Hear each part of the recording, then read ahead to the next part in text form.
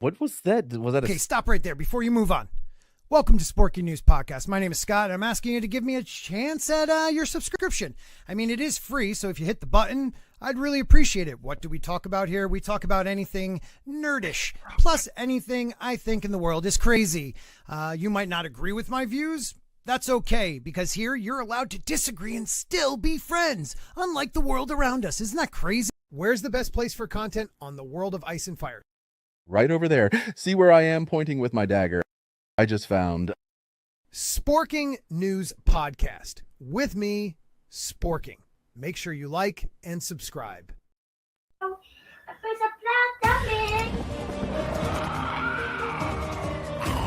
Daddy. All right. A Spork of Ice and Fire. Welcome, everybody. It's Tuesday night. I am Scott with Sporky News Podcast, and we are talking Eddard Stark tonight. It's going to be a good one. Yeah, this is my intro. I just started. Oh. Can they hear me? Yeah, they can hear you. You're talking. Wait, are we back? Who are you talking to, Scott? I'm talking to what? Oh my God, you could have got me there. I might have thought I lost it. Yeah, everybody, welcome. And welcome, Mad and everybody else.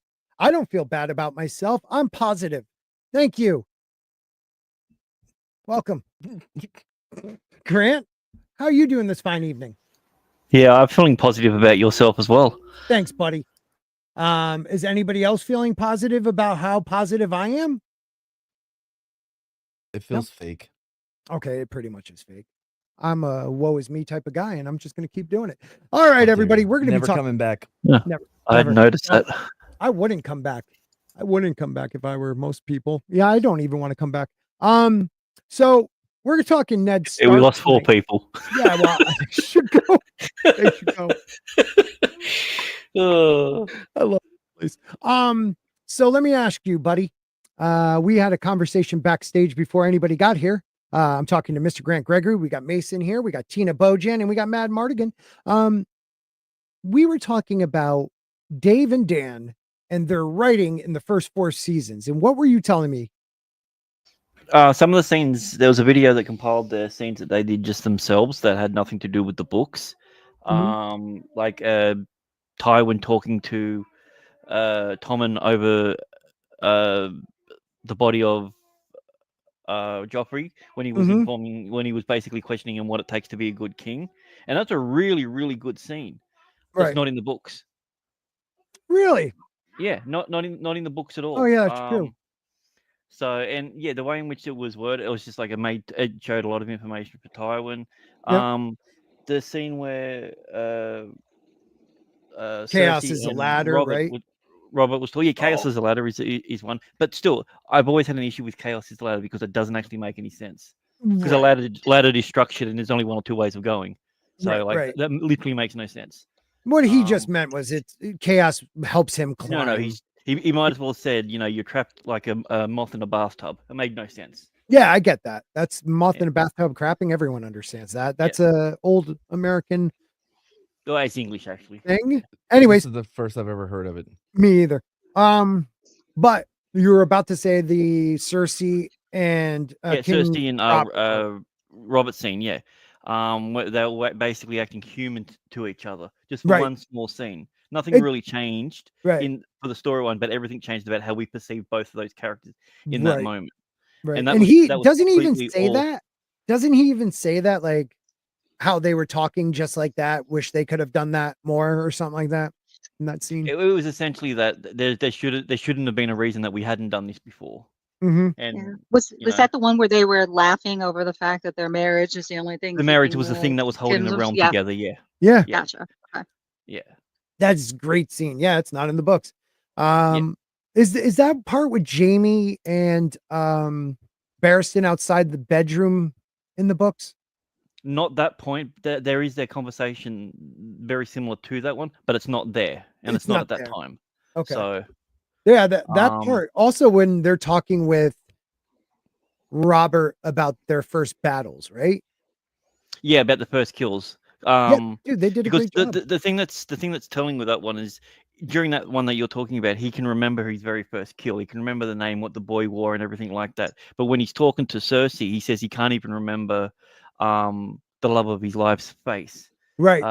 Yeah, and it's just like that. Just goes to show, like, he was in love with the fantasy of Lyanna Stark, not her herself. And Right. Even 2 or 3 episodes earlier, it was stated that from Ned that you don't even really know her like I know her. Like you didn't know her. It was like a caricature of her, or like he Yeah. put her like on a pedestal. It wasn't On a pedestal, even her. Yeah. Before And you then go, wait a minute, season- before you go on, Yeah. I just want to say hi to Teresa. Love you. Miss having you on the panel. Hopefully one of these weeks you'll be back. But guys, check out her channel. Amazing stuff going on there. Jane Theory, we love you too. Wish you were on the panel. Love to have you back. And Adega, what's up, dude? Hinadega, what's up? Yeah. So yeah. Yeah, Adega. No, I love you, man. Great book. By The Reach. Wish you were back. Adega. So please. So the first 4 seasons, some great. Yeah, they were actually, the stuff that they were writing was actually decent, and apparently it was in between season 4 and 5 where they had that 18 months hiatus, was when they first met with Lucasfilm about potentially working for them. So, and you can see from the writing from season 5 onwards, It just went to shit. Yeah. And the one season that people say was relatively half decent out of it was the season that they took a back seat in, which was season 6. They were barely even. Season 6, the end of 4 was a little shaky. Season 5, I really didn't like. Season 6, I felt like, okay, they got it back, and then we know what happened after that. And then they nailed it those last 8 episodes. Yeah, just that ending. one shot. That one shot. Oh, it was great. Yeah, you remember when King's Landing was in a wasteland? That was awesome. Right? Well, let's move on from that. I just thought that was really interesting that they met with Lucasfilm, never got that movie that we know of, and they literally destroyed their legacy for something that I guess they're never going to get. Well, everyone knows when it comes to Lucasfilm, they abide by their word. Oh, they have no problems keeping creative people in. Yeah, that's 100%. Tina, what were you going to say? They did announce that they were in development with Lucasfilm. Oh, yeah. But they had the contract. It just never went any further than that. Yeah. I mean, I'm sure right after Ryan's trilogy, we're going to see their project as well. Yeah, he's not come before the new Ray trilogy. We're getting that. We are getting Ray back, baby. I'm still pissed off that we didn't get Geode. That's the only thing I wanted to see on the big screen. Right? Well, maybe it would be cool if they like do a buddy like cop type thing. Like, she's all the Jedi. He's a rock. He's all the granite. Johnson has to play him. Them a rock. What's that, man? Dwayne Johnson has to be the voice of Geode, right? Oh, that would be perfect. No. The Rock? No. I got what you said. I'm with you on that. I was trying to think of somebody else, but it just didn't work. It can't. No, it can't. No, literally what they'll do is they'll have him voice another character. Yeah. And they'll have Jack Black as Geode, Yeah, it'll be Jack Black as Ray. Yeah. That's right. So Eddard was honorable. Yes, he was. He was honorable, but was he more of a hypocrite? I almost feel like he doesn't realize the type of hypocrite he was. There are moments in this where right from the jump, we find him kind of being a hypocrite. When oh God, the Night's Watchman flees after the prologue, and what's his name again? Oh my God, I just blanked on it. Garth? No. When Gareth? They first Gareth, right? It's Gareth, I believe. That might just be the show.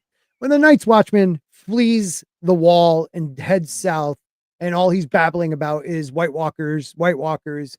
Ned, right before that, or right after that, like he chops the dude's head off and really didn't listen to him, but tells his kids, if you must listen to a man's words, and then dole out the justice. Like he didn't listen to that guy. He just thought he was rambling, spewing out bullshit and chopped the dude's head off.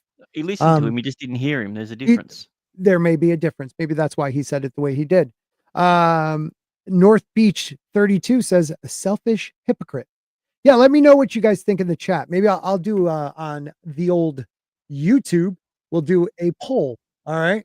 But what do you guys think? And I'm not saying like he's a bad guy. I'm just saying in ways he's been a hypocrite. Maybe I could have used a different word. He is honorable, and everyone's like, "Oh, he's an idiot," but I don't think he's an idiot. I think he's just I don't know. He's a promise keeper, plain and simple. That's his one thing that he does to a fault. He made sure he keeps his promises. Mm-hmm. He might not always tell the truth about stuff, but he definitely keeps promises. And I think that's the thing that, like, especially with the whole Jon Snow thing and Catelyn Stark, the reason why he never told the Cunt of the North why was because, well, let's look at the scenario of how they got together. It was basically thrown together because his brother died. It was in the war. They needed to unite houses. Right. He bangs her, and then the next night or the week afterwards, he's off to war. And then when he comes back, she's got Robert and he's got Jon.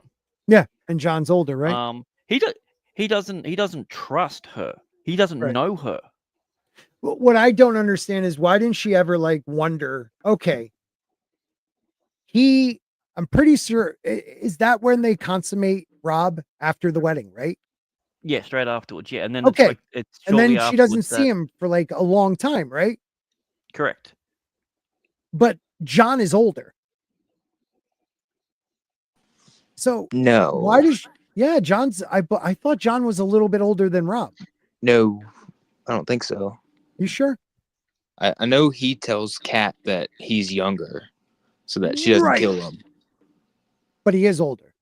So he tells Kat that. Maybe I'm just confusing that. Because I always wondered that.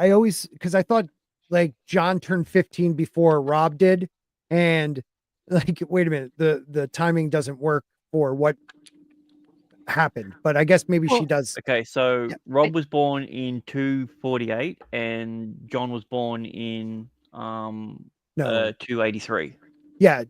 So Rob was 84 and Jon was 83.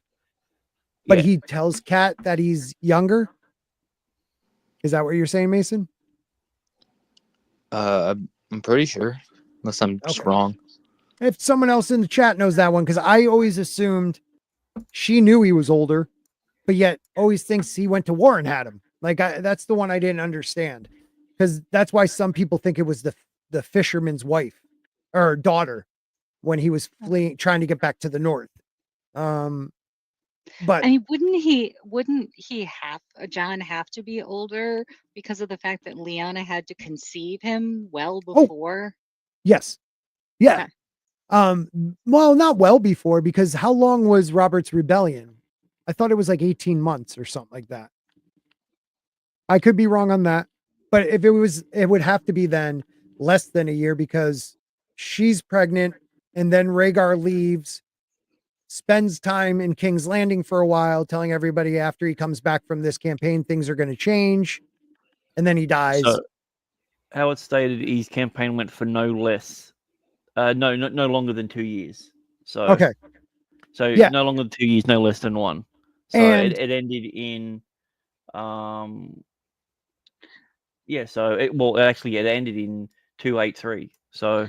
Yeah. See, I mean, didn't Rhaegar run off with Lyanna? This was before Eddard's older brother was killed. Well, yeah, he went down to King's Landing looking for him. Yeah. So I mean, I envision him coming home with like a 2.5-year-old. That's what I'm saying. Like, but you know, they flirted for a while. Kids walking in. Look at my 4-month-old. Exactly. Yeah, he's a real northerner. 4-month-old. Yeah. It is kind of, it's a weird one to think about, because if let's say it only lasted 13, 14 months. So Rhaegar kidnaps Lyanna. You have the whole time it takes Brandon to get his couple guys, go down to King's Landing. They get arrested. Then the fathers get a message. They have to get to King's Landing. They're arrested. Then there's the trial by combat, and it's Rickon Stark versus Fire. So you like have all that stuff happening, and then don't spoil who wins that one. Well, they both die. They tell, you know what? Let me go through the life of Eddard Stark up to the books. So, Ned Stark, or called Ned, his real name is Eddard. He was born in something. Wow, why wouldn't he give me the actual date? But he was the second son of Rickard and Lyanna Stark. We don't know much about her. We know Rickard was an ambitious, I hear an echo, Northern Lord who, we find out from Lady Dustin, most likely with the help of his maester, started reaching out to people in the South that he went to war with during the Nine Penny King, right? That's what it's called, Nine Penny King. People like John Arryn, Tully, Baratheon. He met all these people, so he started fostering and trying to make relationships in the South. So we know more about him. He dies again, trial by combat, and he's getting hung over wild dragonfire, while Brandon is chained with a collar around his neck, just out of reach of a sword, and chokes himself to death. Ned then a letter gets sent to John Arryn, right? John Arryn doesn't turn them over, and that's when the battle begins. So, for her to get pregnant and just give birth, right, pretty much when he got there at the very end, after the war, after the siege, I don't know how long it could have, like, they must have got knocking right away if it was short, like closer to a year than 2 years. You know what I like mean? they, as I said, they didn't know each other. Like after they got married, bam, bam, bam, bam. He comes and he's gone. So, but Lyanna, that must have took a few months, I would think, for him to get there. How far is it? How far is it from King's Landing to Dawn? Assuming that's exactly where he went. If he went straight to the Tower of Joy, right? Well, the Tower of the Joy didn't. Is northern Dorne in the rocky, like the Dornish rocky lands, the mountain area. So it's right on the other side of like the Storm's End area. So I would say maybe a couple weeks, not that long, but he grabbed her and went all the way down there from the north. So that must have took some time. What's up, Chris? How are you? Thank you for being here, man. And one would assume that John had to be a pretty big baby. Yeah. John had a big melon. Well, exactly. If he had to be delivered by C-section. Which we think it is. Right. We're not actually told that. Just a bed of blood. Oh, okay. So that gotcha. Most women were the ones to say, oh, she must have been cut to take the baby out. Others say she hemorrhaged after the birth. So either or, it was pretty rough. So I don't know. But so Ned's sister was born between his ages of 1 and 3, when he was around, probably before he was 4 to a little after 4. His brother Benjen was born.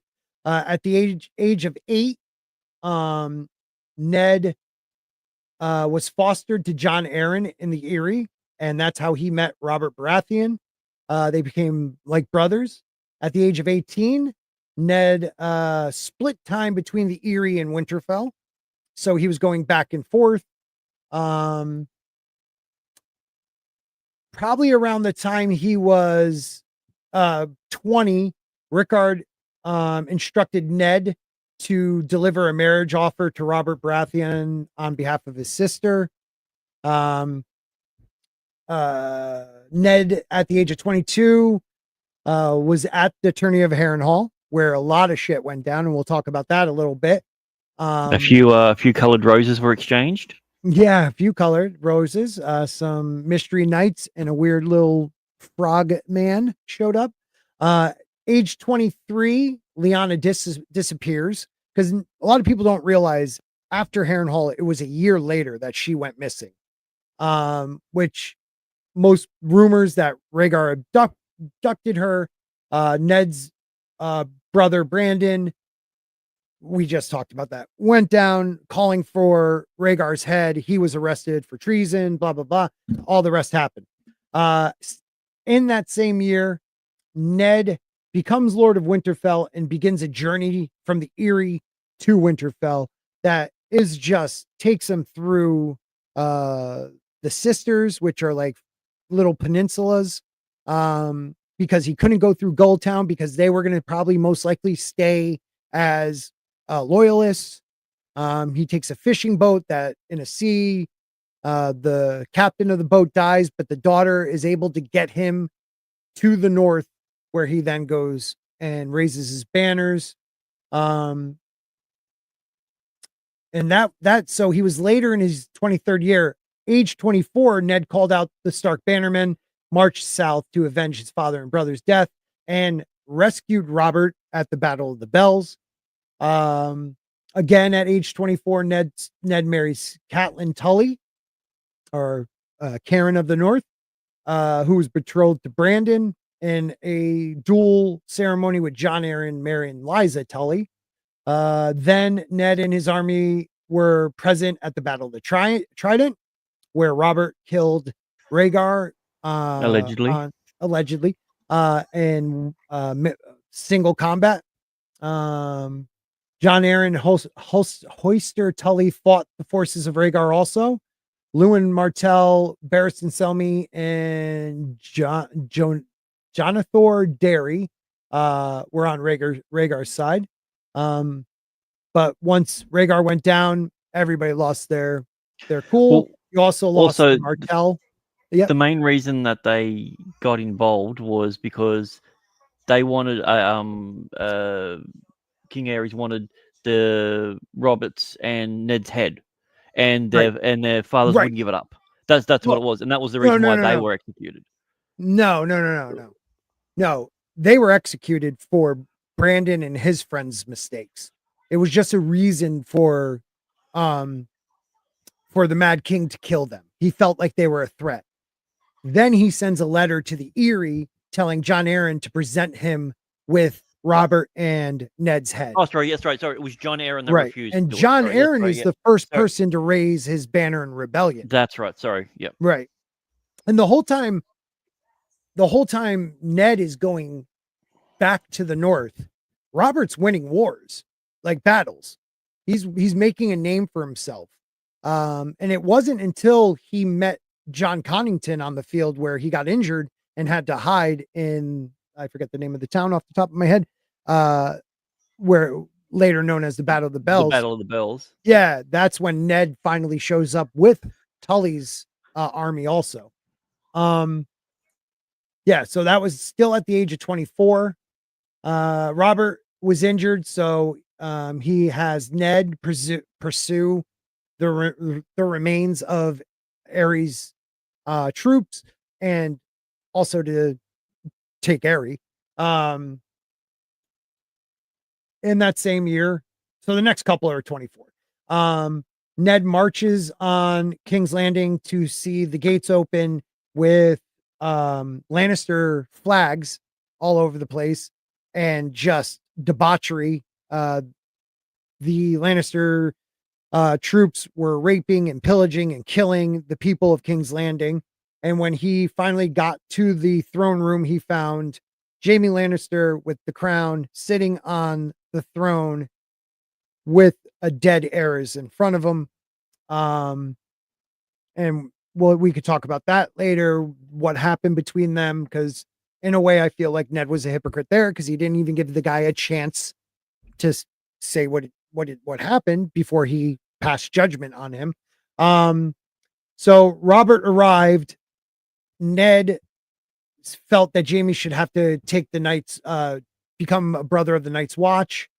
Robert said, nah, it's all right. And they left on very bad terms.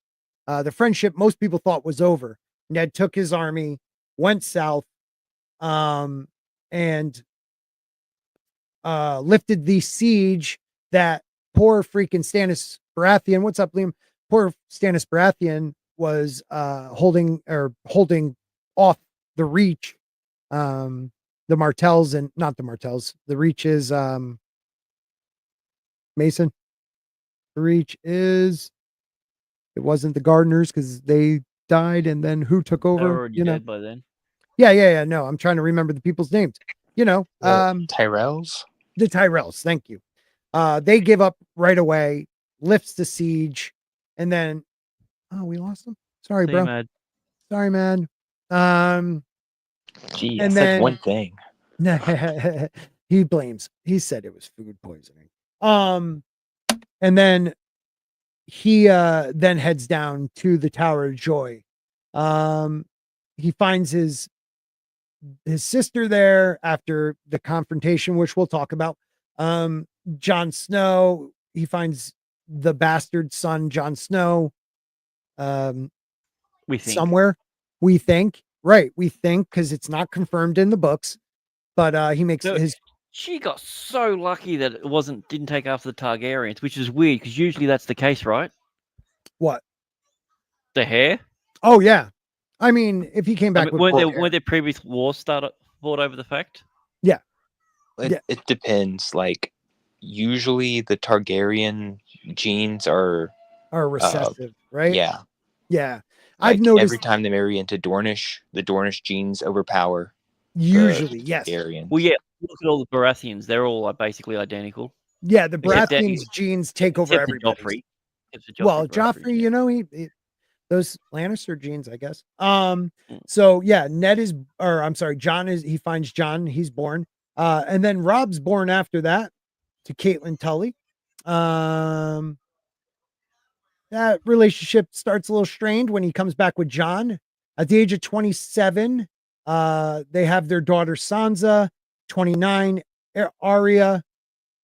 29, he already made up with Robert after the death of his sister that brought them back together. So Greyjoy Rebellion happens when he's 29, and they beat Balon Greyjoy, who raised his army saying he was king of the Iron Islands, killing all of Balon's sons except for Theon, who Ned takes as a hostage. And then age 30, Brandon, known as Bran, is born. Age 34, we get Rickon. And then the book starts at age 40. I didn't realize he was that old in the books. It might be more, this might be going off the show, I think, because I was reading some of the notes and I'm like, I don't think he's 40 by the time the show starts. I thought he was like mid 30s to late 30s. So I could be off with the ages, but this is the order of everything that happened up until the beginning of the show where he executes the deserter. All right. That was fun. So who is Ned Stark? What do you guys... To me, Ned Stark is the second son who was never meant to become Lord of Winterfell, having that thrust upon him at a young age. I want to say he was closer to 18 when that happened. And never letting that pass him. Never letting that idea that he wasn't meant for all this. He never let that go. So like in the psyche of Ned Stark, that's a big thing why he feels the need to be this honorable guy. Because what he has wasn't really his. And don't forget, and we talked about it last week, check out that stream. There'll be a link somewhere. Cat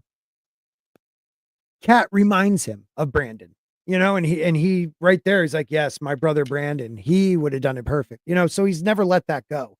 I think that's a big part of who he became, because he was always the quiet wolf. No one knew him well enough to say he was the most honorable man. He was just the quiet wolf. He never really talked outside of his family, and like Robert. Yeah. So before Ned, this... Did I lose him? Or okay, go ahead again, because we lost you there for a second. Sorry. Yeah, so right. Before Ned, the Starks were like loved by the North, but they weren't like, they didn't have this Southern honor. Ned was the first one that went down to the South and was like basically training to be a knight. Which they don't have in the North. Yeah, they don't have that in the North. So he brought the Southern honor up. Shoot, I'm sorry. I had a point. No, I no, that completely I see forgot what it. you're saying. Do you think he took the idea of knightly chivalry? I think that definitely plays a part. Okay. In his approach to everything. I think that if that's correct, then I think that will completely show the conflict between him and his northern love for family, because the northerners are very family bonded and family orientated. So his honor and chivalry of doing right by his wife and being honest and everything like that conflicted with his promise to his sister, a promise that she made on a dying bed that he will never break, because he does not break promises. No matter what that promise is, because we really still don't know in the books. Yeah. You know? Because we know that she says the word "promise me, Ned." Yes. And I think it's repeated like 10 times in that one POV chapter. Yeah. And that's with his fever dream, correct? Yeah. Yeah. Yes. Okay. Yeah. Go ahead, Mason. Okay. Yeah. So I'm forgetting what the connective tissue was from my first point, but the second point was going to be that I've had this idea about like what George R. Martin is trying to say about legacy between like comparing like Tywin Lannister versus Ned Stark. Like as soon as Tywin is dead, his legacy has basically vanished. Like there's a couple people like, oh, I'm gonna name my son Tywin. I'm gonna do this. Oh, like they're trying to appease Cersei. Yeah. But Ned's dead. He dies like first thing in the first book. You have people in the north that are marching off to war, that are willing to die because Ned's daughter might be in this castle. Yeah, true. Like, good point, man. And and Ned's son is made king of the North before he even wins a battle. Yeah. Or maybe they do one skirmish. I don't think they do one even have... skirmish. It was after the first one. Okay. I couldn't remember. Because I think it was I thought it was cast before, up. because weren't they testing him? Wasn't Big John Umber kind of being like, why don't I lead this? Or I'm the vanguard. Like they were discussing the first skirmish. Yeah, that was so that was between Karstarks and Umber. Because he's like, there's no way I'll ever stand behind an Umber. Right. Yeah. And we're family. Yeah. Yeah, no, you're right. And it takes Greywind taking a few of his fingers. Yeah. And he says, like, I'm used to him chewing my meat first. He's like, you've got some bloody tough meat. Oh man, that's crazy. So Ned, let's look at Ned from fostering on. So Ned is fostered at in the Eyrie with Jon Arryn, building a lifelong relationship with Robert Baratheon. People wonder, like, is Ned a good fighter? And if you think about it, Ned grew up either fighting, practice fighting with Robert Baratheon, who is a beast, or his brother Brandon, who's a beast. So I always assume that Ned is quite a good fighter, just not held to the same regard because he never had those showy wins. Because if you look at his battles, I know I'm jumping around a bit. Joy? You don't consider that? That's like, the one. I was about to say, every battle before that, we never hear about Ned Stark's accomplishments in the battle. Like, yes, he came down with his army and that lifted, that was the Battle of the Bells and he saved Robert. But he also helped save Stannis as well. Right. But they just gave up when they showed up. Yeah. But you know what I mean? Ned was there. I think Ned was a great battle commander, but I don't know. We never truly hear his prowess on like man-to-man combat. Except we hear the Battle of Joy. Man on man. Yeah, it has to be dude on dude. The Battle of Joy we hear about, but he always adds, but without the help of intervention of Holland Reed, I wouldn't have survived. So like Basically calling him a backstabber. Yeah, probably did. Or he talked it out. He said, "Whoa, after everybody's already dead and it's just us three left, let's talk about this." You know, Rock, paper, scissors. anything you guys in the chat want to add to it, please do. We are on Rumble, we're on X and the YouTube. So make sure you guys hit that like button, share it out, subscribe if you're not subscribed. Add to the conversation in the chat. We'll love to hear from you. Like Chris Fisk saying, those Targaryens sure have a tough time reproducing. They like to reproduce, but you never know if they're going to come out scaly and dead or crazy. So he's fostered with Jon Arryn. He learns, I mean, from the age of 8 to 18, that's 10 years of your life. That man was your father pretty much. And he looked to him as a father. So he learned. He also did the fatherly thing by defying king's orders and giving them up as well. I mean, that was huge. Yeah. You wonder, did he learn more, like kind of what Mason was touching on? Did he learn more of a Southernly knight, like schooling, or was he still learning the Northern way? Because he talks about Brandon, Lyanna, Arya, all having wolf's blood. Like they're known, Starks are known to sometimes go off, How well did Ned know his brother Brandon if Ned grew up in the Eyrie? Exactly. I mean, there was times, he would go back. You would think, I don't think he was only in the Eyrie from age 8 to 10. He could have been, because we never hear anything different. I mean, their relationship comes down to two distinct things: distance and duty. Mm-hmm. So they both had love for each other because they were kin, and also because they were doing what they needed to do. Right, and you see that Brandon cares for his brother because he realizes, we find out from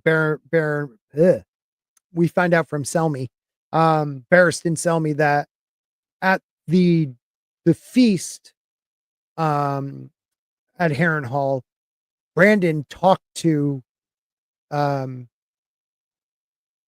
Dane on Ned's behalf so he could dance with her.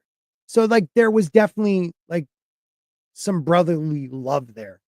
I mean, they were brothers. It wasn't until Ned was 7 before he was sent away. He was sent away at the age of 8. So they were together all that time. Yeah. So. And I can't imagine he didn't occasionally go back to Winterfell, or even Brandon visiting him there. We don't hear about that yet. There's a lot of Ned I feel like we don't know yet. Yeah. That we'll get. All we know is that him and Brandon were polar opposites. Ned was more well thought out and calm, where it was hot tempered and Yeah. We had typical. What was it? The quiet wolf and the wild wolf, right? Was it wild wolf they called him? I believe so. Yeah. So you're right. He was the quiet, well-mannered, but very in the background character until he just was like Stannis to Robert. Yeah. And if Robert died young and it was thrown to Stannis to step up as the Lord of, oh my God, I just said it a minute ago. Baratheon Storm's End. Thank you. It's one of those nights. He was the Lord of Storm's End. Would Stannis changed? I don't know, but that's what 14, 20 years before the show, before the book.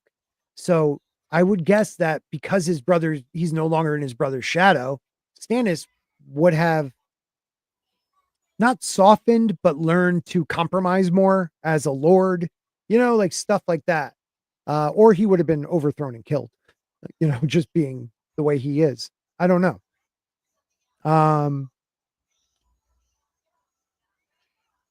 Shinotsky.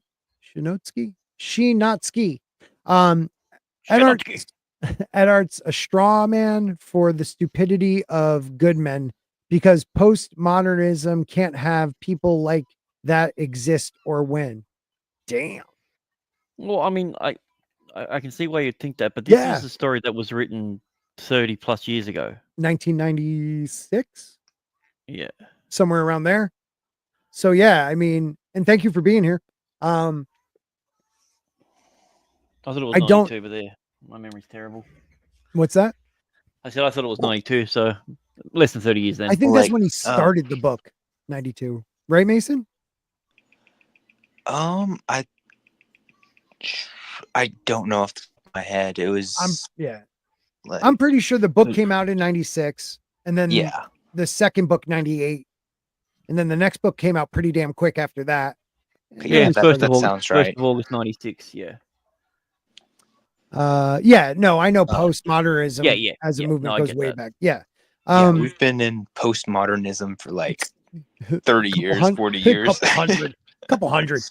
But I think Jon Snow is kind of the answer to that, because you see him wrestling with the morality that Ned Stark instills in him, but he also kind of knows, like, I kind of have to bend the rules to do this or that, which is ultimately going to be the right thing to do. Yeah. Which I think is where we're just trying to head with it. It'd be nice to know, though. See also Elric in the 70s, Watchmen in the 80s. Yeah, because postmodernism is like the 50s, I would say, into the early 60s. That's when it started. So I would think that you have a valid point. Oh, you were right. Game of Thrones 91, published in 96. So wait a minute, what? He started a Game of Thrones, Tina, in 91? Tina? Correct. I'm sorry. Okay. It's all right. You forgot how to double talk muted. Yeah, it's all right. Yeah, I thought it was 92, but 91. Okay. Yeah, I definitely recommend Elric too. It's like the first one is like, what if there was an emperor of Valyria, and you get to like read a little bit about that. Like that's what he based the Targaryens on. But anyway. Oh, really? Elric is I've never read Elric, so I don't know that one. I'll have to check it out. That's pretty cool. Yeah, what's up, Ginger? Hey, buddy. Good night, bud. So if we look at it that way, and thank you, Shinotsky. I hope I'm saying that right. Thank you for adding to it. I don't know if I agree completely, but I understand what you're saying, because I don't think it is stupidity of a good man. He is right about that, or she. There's also nothing subversive about Brienne of Tarth. She's basically a Joan of Arc figure, but uglier. Joan of Arc didn't fight, really, as not according to the Mila Jovovich movie. She was in the Vanguard. Yeah. Sorry, she was the Vanguard. She was the Vanguard. Yeah, I mean, she was a symbol, right? She was also kindling. Yeah, she was, man. They screwed her over. I think Brienne of Tarth is just that idea of an ugly girl who's very strong and was raised like a boy pretty much because her father never had a son. How that woman would live in a world as a knight. I mean, I don't know if she's a Joan of Arc figure, but ugly. I always looked at her more as an ugly duckling allegory. My son's trying not to go to bed. So we learn a lot about Ned through like other people. Good night, bud. We learn a lot about Ned through other people, right? Or his fever dream. He dreamt an old dream of 3 knights in white cloaks in a tower, long fallen, and Lyanna in her bed of blood. In the dream, his friends rode with him, as they had in life. Proud Martin Castle, Jory's father, faithful Theo Wall, Ethan Glover, who had been Brandon's squire, Sir Mark Riswell, soft of speech and gentle of heart, the Krennic man, Helen Reed, Lord Dustin on his great red stallion, Ned had known their faces as well as he knew his own once. But the years leach at a man's memories, even those he has vowed never to forget. In the dream, they were only shadows, gray wraiths on horses made of mist. They were 7, facing 3. In the dream, as it had been in life, yet these were no ordinary 3. They waited before the round tower, the red mountains of Dorne at their backs, their white cloaks blowing in the wind, and these were no shadows. Their faces burned clear even now. Sir Arthur Dane, the sword of the morning, had a sad smile on his lips. The hilt of his great sword Dawn poked up over his right shoulder. Yeah, he wasn't a dual wielder. Sir Oswell Went was on him one knee, sharpening his blade with a whetstone. Across his white enameled helm, the black bat of his house spread its wings. Between them stood fierce old Sir Gerald Hightower, the White Bull, Lord Commander of the King's Guard. I looked for you on the Trident, Ned said to them. We were not there, Sir Gerald answered. Woe to the usurper if we had been, said Sir Oswell. When King's Landing fell, Sir Jaime slew your king with a golden sword, and I wondered where you were. Far away, Sir Gerald said, or Ares would yet sit the Iron Throne, and our false brother would burn in 7 hells. I came down on Storm's End to lift the siege, Ned told them, and the Lord Tyrell and Redwine dipped their banners, and all their knights bent the knee to pledge us fealty. I was certain you would be among them. Our knees do not bend easily, said Sir Arthur Dane. Sir William Derry is fled to Dragonstone with your queen and prince, Viserys. I thought you might have sailed with him. Sir William is a good man and true, said Sir Oswell, but not of the King's Guard, Sir Gerald pointed out. The King's Guard do not flee. Then or now, said Sir Arthur. He donned his helm. We swore a vow, explained old Sir Gerald. Ned's wrath moved up beside him, or wraiths, meaning his guys, with shadow swords in hand. They were 7 against 3, and now it begins, said Sir Arthur Dane, the sword of the morning. He unsheathed Dawn and held it with both hands. The blade was pale as milk glass, alive with light. No, Ned said with a sadness in his voice. Now it ends. As they came together in a rush of steel and shadow, he could hear Lyanna screaming, Eddard, she called, and a storm of rose petals blew across a blood-streaked sky, as blue as the eyes of death. Lord Eddard, Lyanna called again. I promise, he whispered. Lya, Lya, I promise. Lord Eddard, a man echoed from the dark. Groaning, Eddard Stark opened his eyes. Moonlight streamed through the tall window of the Tower of the Hand. So that we get from Ned's fever dream. Do we take it as canon? Do we take it as, or not canon, but as truth? Or do we take it as a man having a fever dream after a horse broke his leg, right? This was after that. And he was attacked by Jaime. I mean, it is kind of interesting that he doesn't remember his friends' faces, but yet the men across from him were burnt into his mind. Is that where he's enemies? Tina, go ahead. I was to say, yeah, that does seem strange that he wouldn't remember his friends that he theoretically grew up with, right? If one of them was Brandon's squire. Yeah. Yeah, it's Brandon is brother squire, yeah. But right. It is weird. I always wondered if they weren't really that good of friends. Like he took people that were disposable. Because Helen red shirts. Yeah, that's what I mean. Like I forget Lady Dustin talks about it. I don't know. Like we don't get. I don't know if we get from anybody else how close they really were.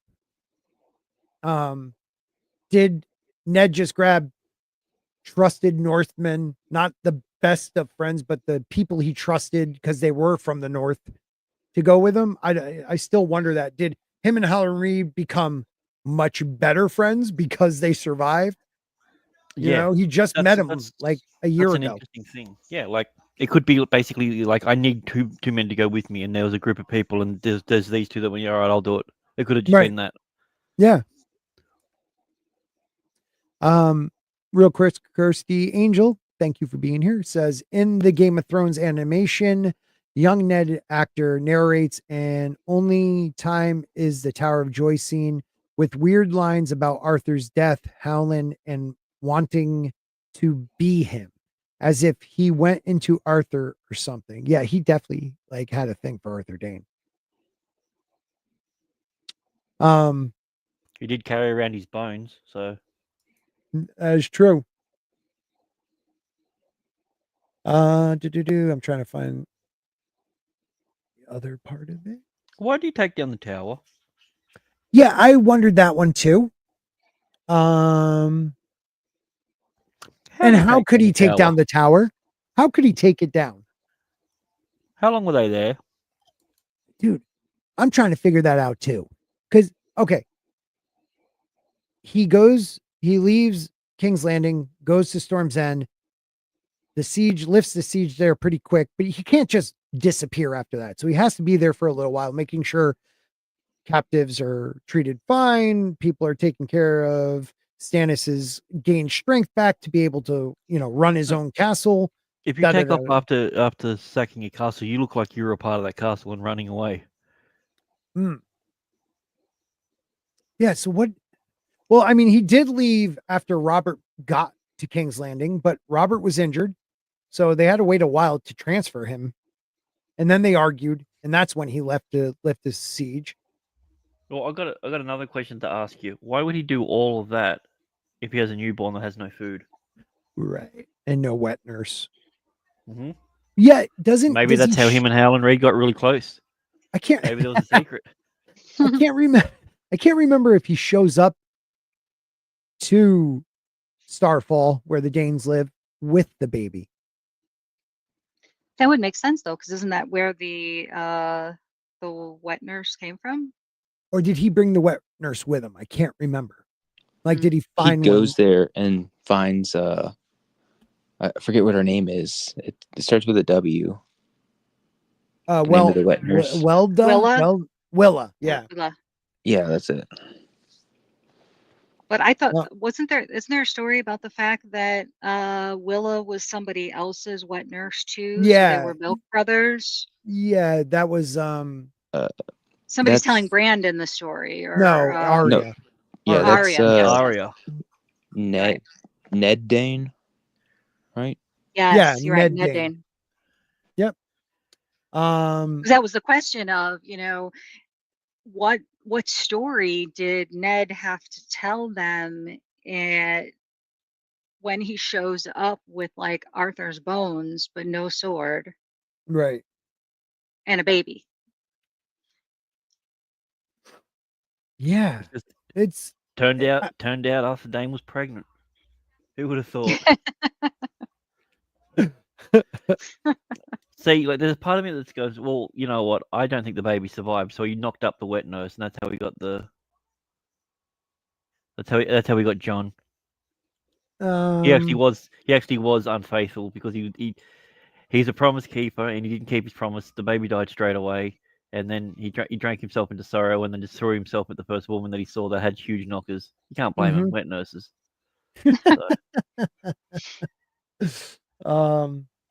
I'm trying to find where he tells the story to her. I'm in the right area.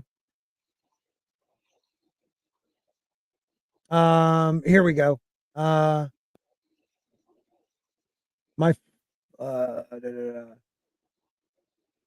father was Sir Arthur's elder brother. Lady Ashara was my aunt. I never knew her, though. She threw herself into the sea from atop the Palestone sword before I was born. Why would she do that? Said Arya, startled. Ned looked wary. Maybe he was afraid that she was going to throw something at him. Your Lord Father never spoke of her, he said. The Lady Ashara Dane of Starfall? No. Did he know her? Before Robert was king, she met your father and his brothers at Harrenhal during the year of the false spring. Oh, Arya did not know what else to say. Why did she jump in the sea? Though her heart was broken, Sansa would have sighed and shed a tear for true love, but Arya just thought it was stupid. She could have said that to Ned, though. Couldn't say that to Ned, though. Not about his own aunt. Did someone break it? Break it? Did someone break it? He hesitated. Perhaps it's not my place. Tell me. He looked at her uncomfortably. My aunt, Ilaria, says Lady Ashara and your father fell in love at Harrenhal. That's not so. He loved my lady mother. I'm sure he did, my lady, but she was the only one he loved. He must have found that bastard under a cabbage leaf then. Gendry said behind them. Arya wished she had another crabapple to bounce off his face. My father had honor, she said angrily, and we weren't talking to you anyways. Why don't you go back to Stony Step and ring that girl's stupid bells? Gendry ignored that. At least your father raised his bastard, not like mine. I didn't even know my father's name. Some smelly drunk, I wager. Like the others my mother dragged home from the alehouse. Whenever she got mad at me, she'd say, if your father was here, he'd beat you bloody. That's all I know of him. He spat. Well, if he was here now, might be I'd beat him bloody, but he's dead. I figure, and your father's dead too. So what does it matter who he lay with? It mattered to Arya. Blah blah blah blah. Let me just jump down. Dornish lied, don't they? They're famous for it. The bowman grinned. Of course, they say some of us marchers. So there you are. What's the trouble now? Ned's a good lad. He's just a stupid liar. Okay, get to the part where he tells you the story. That boy Ned said, told me, Lady Ashara, it's an old tale, that one. I heard it once at Winterfell when I was no older than you are now. He took hold of her bridle firmly and turned her horse around. I doubt there's any truth to it, but if there is, what of it? When Ned met this Dornish lady, his brother Brandon was still alive, and it was him betrothed to Lady Catelyn. So there's no stain on your father's honor. There's not like attorney to make the blood run hot. So maybe some words were whispered in a tent at night. Who can say? Words or kisses, maybe more. But where's the harm in that? Spring had come, or so they thought, and neither one of them were pledged. She killed herself, though, Arya said. Ned says she jumped from a tower into the sea. So she did, Harwin admitted. But that was for grief, I'd wager. She lost a brother, the sword of the morning. He shook his head. Let it lie, my lady. They're dead, all of them. Let it lie. And please, when we come to Riverrun, say naught of this to your mother. I thought he told more of the story to her. I could be wrong. Sorry about that. I read all that probably for no reason. Yeah, well, okay. Where the hell did Jon come into the story? Yeah. That's a good note. Somewhere in Dorne, apparently. Yeah, I don't remember when Jon somewhere was in the born. entirety of Dorne. Yeah, just circle that whole thing on the map. That's where he's from. And why that tower? Was it just convenience? Was it unmanned? Yeah, well, that was like his pleasure house, I guess. This tower, I don't know. Was it really a tower? I mean, it could have just been a 2-story building that they called the Tower of Joy, as in Rhaegar and Lyanna. Yeah, and Rhaegar's the one that named it the Tower of Joy. That's how he called it. And then you have 3 Kingsguard out of how many? 7? So almost half of the Kingsguard, were there. Yeah, I think at that stage there was only I think there was only 5 or 6 actual Kingsguard then at that stage, from memory. Because I remember Yeah. it was the majority of them that were there. So like obviously it had to be something important. Right. You had Jaime Lannister in King's Landing. The Martell died in battle at the Trident. You had those 3, so that's 5. Yeah, maybe there was only 5 at that time. No, Barristan Selmy was injured at there. He was 6, and there had to be one more that survived. No. Then why was Jaime the only one there protecting the king? Right. Did one of them die at the tourney prior to the one that Ares showed up at? That Rhaegar was going to use to gather people to overthrow his father? That's a good question. Ares. How do you spell Ares? Ayres. Yes. Ayres? I think so. Okay. Or it's Aryes.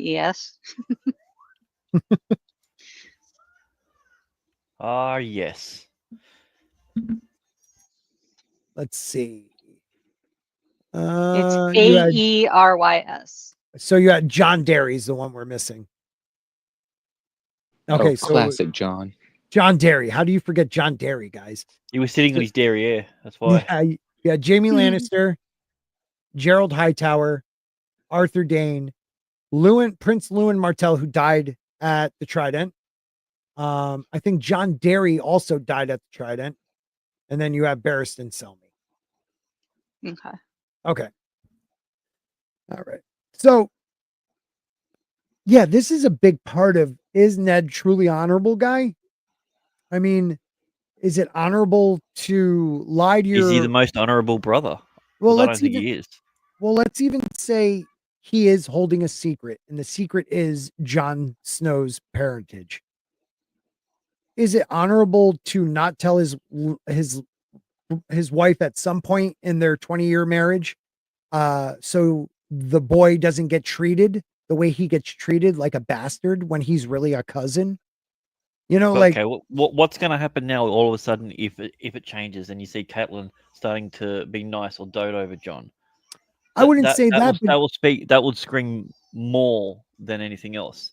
No, what you do is let's say you realize 5 years in, 8 years in, you could trust this woman, which I would never, but you could trust this woman, and you tell her.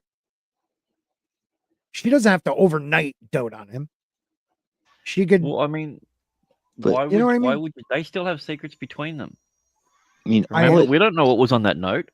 But but you threw it in the fire. Right, you have a valid point there. I'm talking about Ned.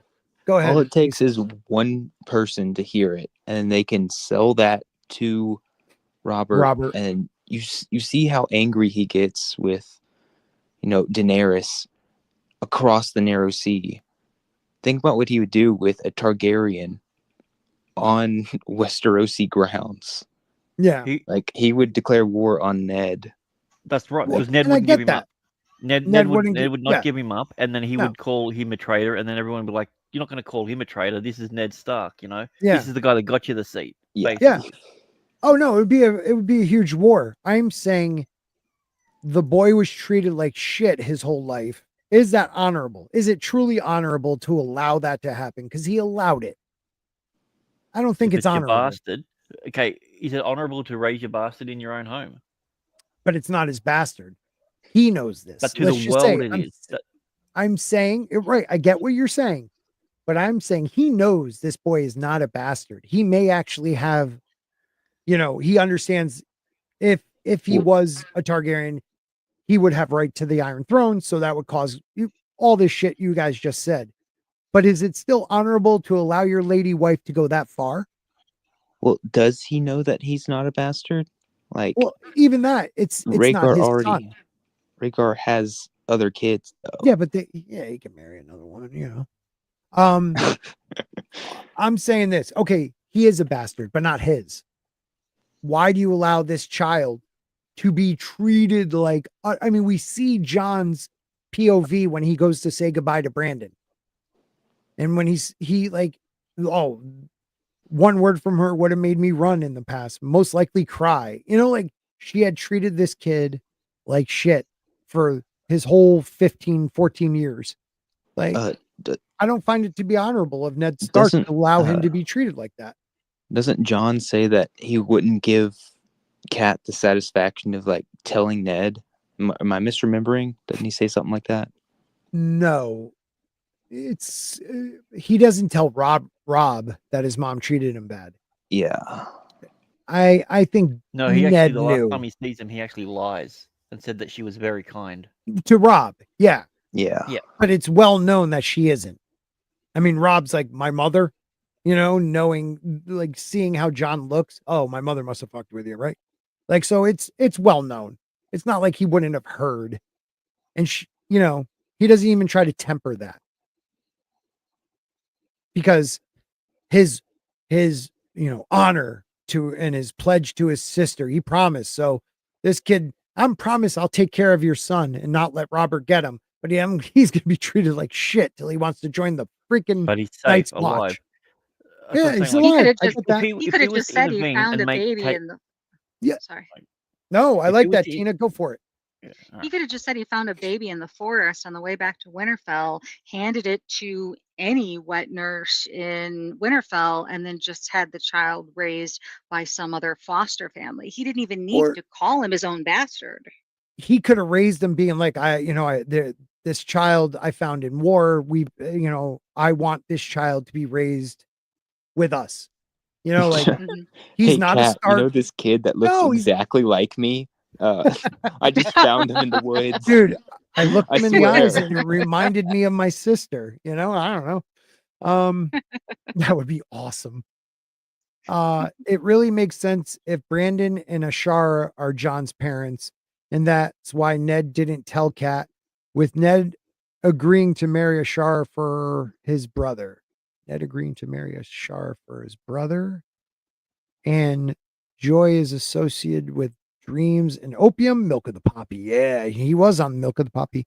Even as another name for it, links to opposite of the sorrows. I'm digging everything she always throws up there. And Brian says, Ned cannot tell Catherine ever. She would kill Jon in a heartbeat. She wants power. She would turn Jon over to Robert, political power, plus Robert would eliminate Ned for her. I like how you think. I am just saying he shouldn't let this kid be treated the way he was. Why? Just to keep a secret?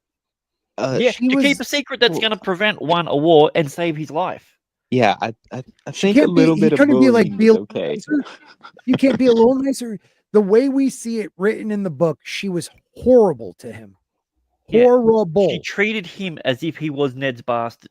Yeah, and Ned. Oh man. But I don't find if he stopped her from doing that and she treated him like that, would be saying it's really weird that they're treating the bastard that way. I wouldn't even say treat him good. Just leave. Just don't interact with the kid. Then, I mean, she was mean to this kid. Mean. She probably beat him for fun. And that's what sold it. That's what sold the secret. That's sold the secret. That's the reason why he's the prince that was promised. He had to go through hardship. I still don't think it was honorable to allow him to be raised like that. I think being put in that hardship is a little better than, throwing the realm back into a civil war and then risking him being like tortured to death. They just got out of a war. That's what treat him. But that's what would have happened. Robert, you've seen what Robert was like. Fine, don't tell her, but you didn't have to treat him like shit. He could have stuck up for his own blood.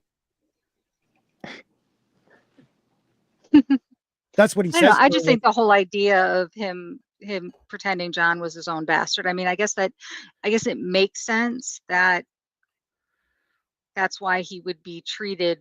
He would think that Jon would be treated better because he's the bastard, but it only turns out that he's treated worse because he's the bastard. And he knows it. This whole vicious circle. Yeah. Yeah, but he knows it. If you give him to another family, one, you're not there to protect him, and that was the promise that he made. So he has to be the one that takes care of him. Hey, maybe when the kid's 3, be like, hey, maybe you don't punch him for his birthday, Catelyn. You know, bitch. She's such a And she's like, "When's that birthday again?" And he's like, "Don't ask me that question." bitch. Don't ever speak his birthday again. I don't know. I What don't do know you Drop what the guys? rock. Sardine. Now shut up. When's Rob's birthday? It was a day after that, right?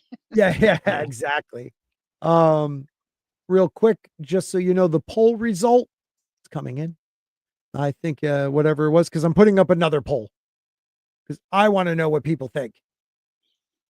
Could he have, made it so Rob? All right, so 15 people voted. Is Ned a hypocrite? No, 53. Yes, 46. So it's tight. Next poll is could Ned have handled his woman better? Yeah, but that doesn't answer the question that you're after. You're going to equate that to exactly what you were just saying. Could Ned have Should Ned have stepped in? stopped Catelyn from being Yeah, mean? could Ned have or should have? Okay, should Ned have? I don't know if that's good grammar, but I suck at it. Should Ned have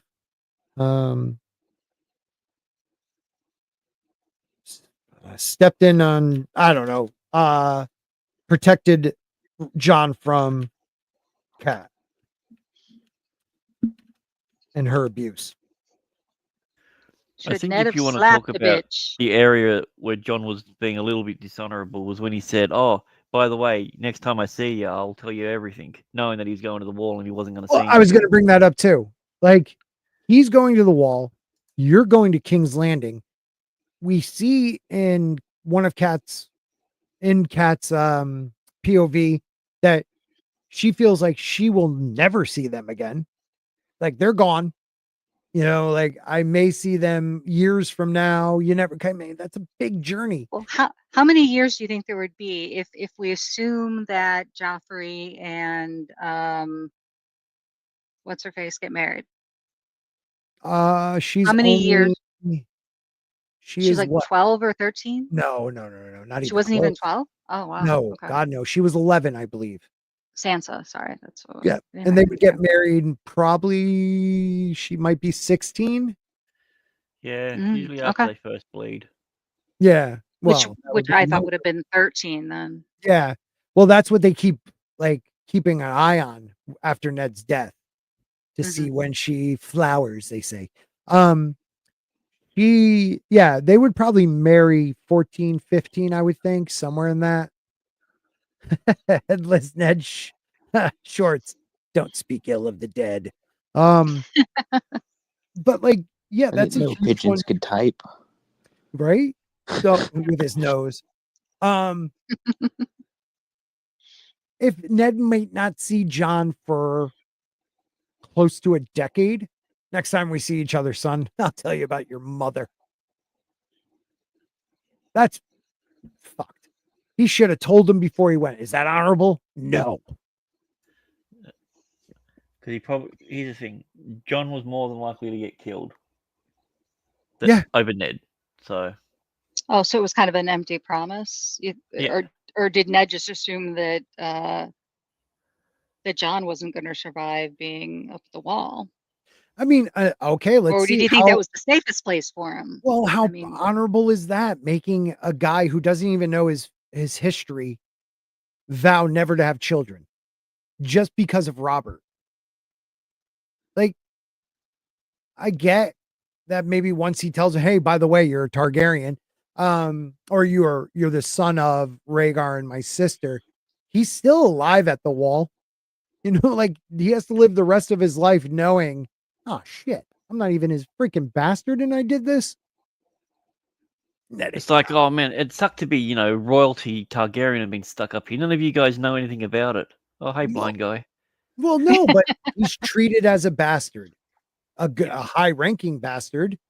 But he only becomes high-ranking because one, the Lord Commander may have known his parents because he was highborn. He might be a bastard, but he's still highborn. He's still the bastard of Ned Stark. Mm-hmm. Right. But yet, can't have kids, can't get married. pretty fucked up. I just, like, you let this kid throw away his life and was just like, oh, all right, whatever. Good luck. Benjen will be a dad to you. And then he goes missing. Well, I think Benjen is the more honorable of the two brothers. Most likely. Yeah. I think he took the black because of what happened to his sister. Because he felt ashamed that he knew it was going on. Because let's not forget, Lyanna doesn't disappear with Rhaegar for almost a year after Harrenhal. So they had to be either meeting up and communicating some way. And I bet you Benjen knew about it. Oh, so he might have even been the go-between. Could have. Messages. Yeah, because they couldn't do it by Raven, because a maester or anybody can intercept that. Unless it was in a secret language only Lyanna and Rhaegar knew, like that lying Karen of the North. Promise me Ned is tied to pink swear. Pinky swear. Oh, a pinky swear. Sorry. Huge part of Chinese culture since 1500s. Littlefinger.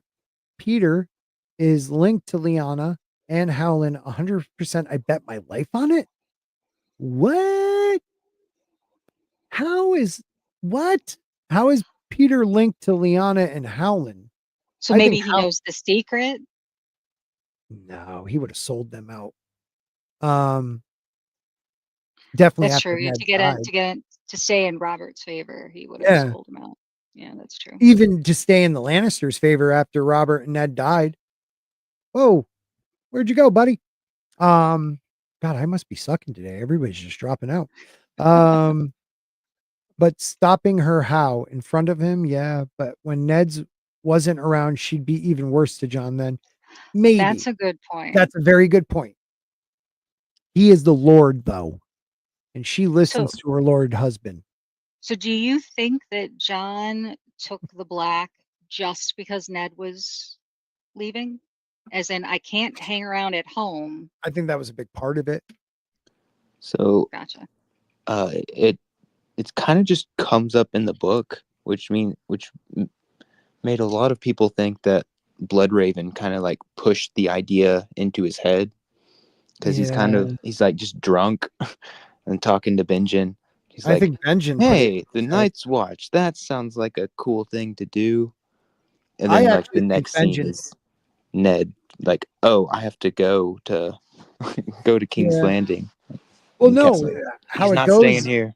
Well, how it goes is Ned or Benjen like kind of talks up the Night's Watch and then belittles Jon a little bit when he's drunk, and then gets him to be like, that kind of walks Jon into saying, I'll take the Night's Watch. I always thought that it was weird that Jon decided to take the black after Brandon's injury, because I would think, hey, there's obviously an issue. Brandon needs to be protected. So I'm going to stay here and be a guard for my, little brother, because Rob's going to be, running the roost because, he's the firstborn son, and Ned is going to King's Landing. Mm-hmm. That's why I always thought that he'd stay to protect Brandon more than he would take the black.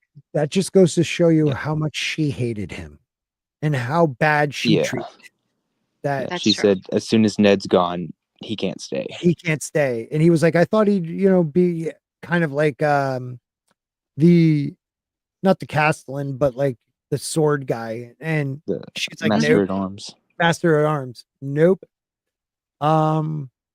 Let's see. Yeah, or a sworn sword or something. Yep. Jon Snow remembers his uncle Benjen telling him about the honor of service in the Night's Watch. Jon reflects that even a bastard may rise high in the Night's Watch. I think he brought up Bloodraven being Lord Commander. Jon asks, let's see where this one is. If you just take 100 of your closest friends, you too can become Lord Commander of the Night's Watch. Yeah. Why? Right. And let's not forget, like, when what's his name? Lewin tells him, "Oh, John, there might be another solution. Your brother Benjamin came to me about John a few days ago. It seems the boy aspires to take the black. You held that info for a couple days. Why, Lewin? He asked to join the Night's Watch. There he is. They will be connected. There we go. Ned worked it out in his own mind. Catelyn said nothing. Let Ned work it out in his own mind. Her voice would not be welcome. Yet glad would she have kissed the maester just then. His was the perfect solution. Benjamin Stark was a sworn brother. John would be a son to him. Blah, blah, blah. You know, and I don't know. And then he's like, I'll talk to my brother about it. Sorry, I'm back. I had a little power outage. Oh, that's not fun. Yeah, it's not even really raining. I mean, it's thundering, but not raining. Mm-hmm. I keep thinking that Ned would have tried to protect John more, and that having him take the black would have been the wrong thing. But I guess the idea is he's protecting the secret more than the child. More than his kid. No, completely disagree. He's protecting John from the most dangerous person that there is in there, Catelyn. Because if he goes, he knows he can't take him down there with him because he'd be close to, if his secret got out, he's definitely dead. But he can't keep him with Catelyn because Catelyn will find a way to accidentally pour acid on him or something. He will turn up dead. Oh yeah, he couldn't be like, I get that. Oh, it was a mistake.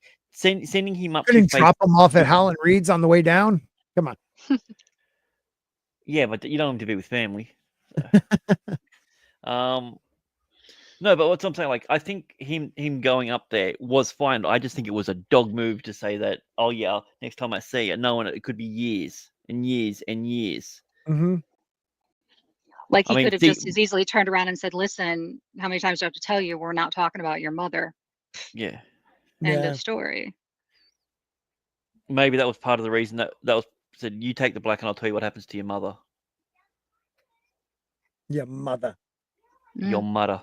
Because they also made it out as if it was this other thing, that it wasn't what it was.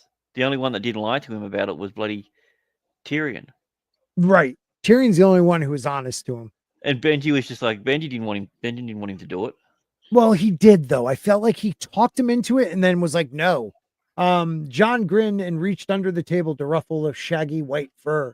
The direwolf looked up at him, nipped gently at his hand, then went back to eating. Is this the one of the direwolves I've heard so much of? A familiar voice asked close at hand. John looked up happily and he's drunk already, as his Uncle Ben put a hand on his head and ruffled his hair, much as John had ruffled the wolf's. Yes, he said, his name is Ghost.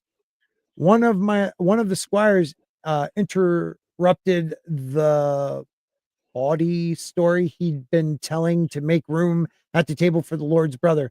Benjamin Stark straddled the bench with long legs and took the wine cup out of John's hand. Summer wine, he said after a taste. Nothing so sweet. How many cups have you had, John? John smiled. Benjamin Stark laughed. As I feared. Well, I believe I was younger than you the first time I got truly and sincerely drunk. They talk about food for a minute, talk about how he looks. A very quiet wolf, he observed. He's not like the others, John said. He never makes a sound. That's why I named him Ghost. That's that. And he's also white as anything. Well, he says because he's white. The others are dark gray or black. There are still direwolves beyond the wall. We hear them on our rangings. Benjamin Stark gave John a long look. Don't you usually eat at the table with your brothers? So he's already like, oh, you're not one of them. Most times John answered in a flat voice, but tonight Lady Stark thought it might give insult to the royal family to seat a bastard among them. I see. His uncle glanced over his shoulder at the raised table at the far end. My brother does not seem very festive tonight. John had noticed that too. A bastard had to learn to notice things, blah, blah, blah, blah. The queen is angry too.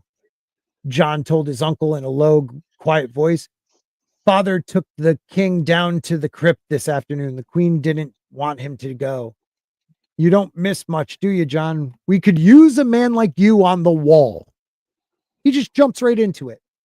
John swelled with pride, a drunk kid. Rob is stronger lance than I am, but I'm the better sword. And Holland says I sit a horse as well as anyone in the castle.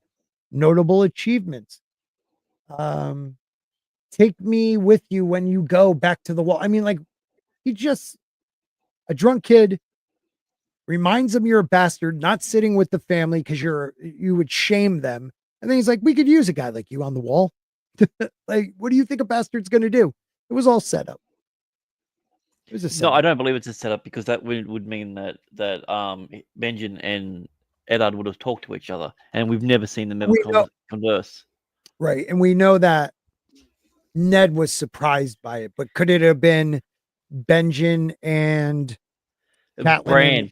Well, no, but Benjen, Catelyn, and Lewin, or Benjen, Mormont, and Bloodraven, or you know what I mean? Like, there's a reason he just threw that at him. I don't think it was. You take it as like one of those just kind of compliments you say to somebody. You'd be a great on the. But you're talking to a bastard you just told didn't belong. You just reminded him he didn't belong here. No, he asked a question and John reiterated it. Freaking answer. Come on. Benjen ain't dumb. Come on, people. I don't know. Did the Starks do something to you this week? You're in a bit of a mood, I've noticed. I just think, I actually love Ned. I do love the character, but no one ever points out, they only point out like the flaws he has politically. And I actually will defend him on that. That's Cat's fault. Cat takes Tyrion after he gives her 5 very important instructions to do when she gets north. Go directly home was like the first thing he says. And then Which, if you missed it, watch last week's show. Yeah, there will be a card somewhere. A thing in the thingamajig. Yeah.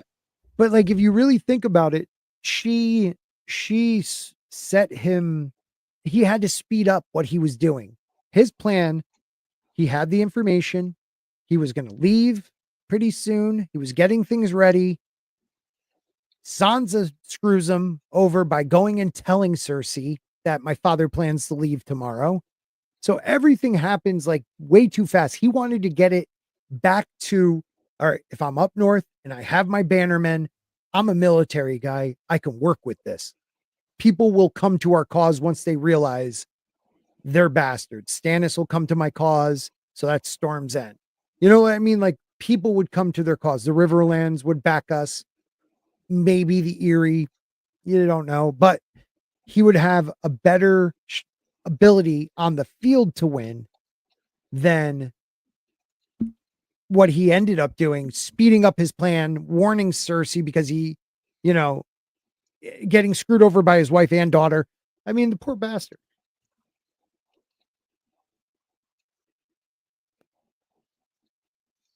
I can't keep up when you are live. It's Tuesday nights, 8 p.m., Saturday nights, 8 p.m., and occasionally once a month on a Thursday. That's it. So just remember Tuesday and Saturday, 8 p.m. Eastern. But thank you for being here, Southern Bell 7777. Have you added a 7? Kirsty says, at first thought Benjen warged whoever Lyanna had sex with. They were so close.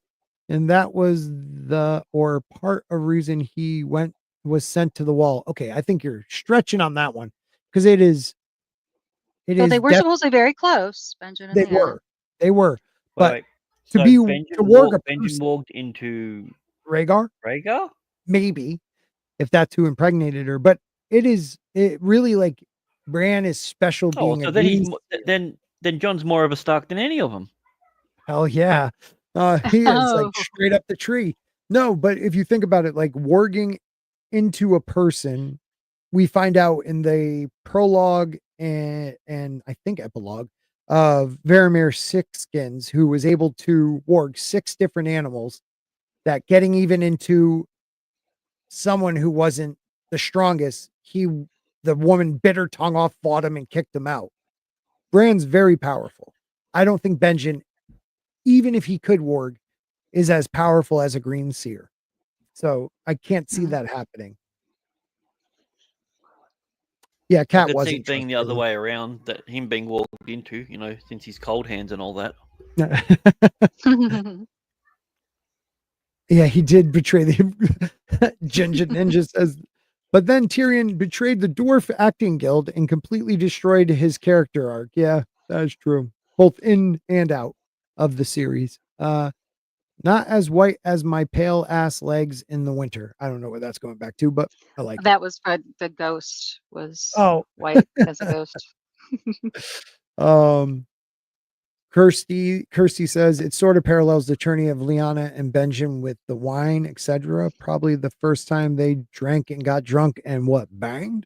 But Benjen knew Jon wasn't a bastard. I believe you're right too. And that if that is true, that was even worse that he had him try to get him to go to the wall.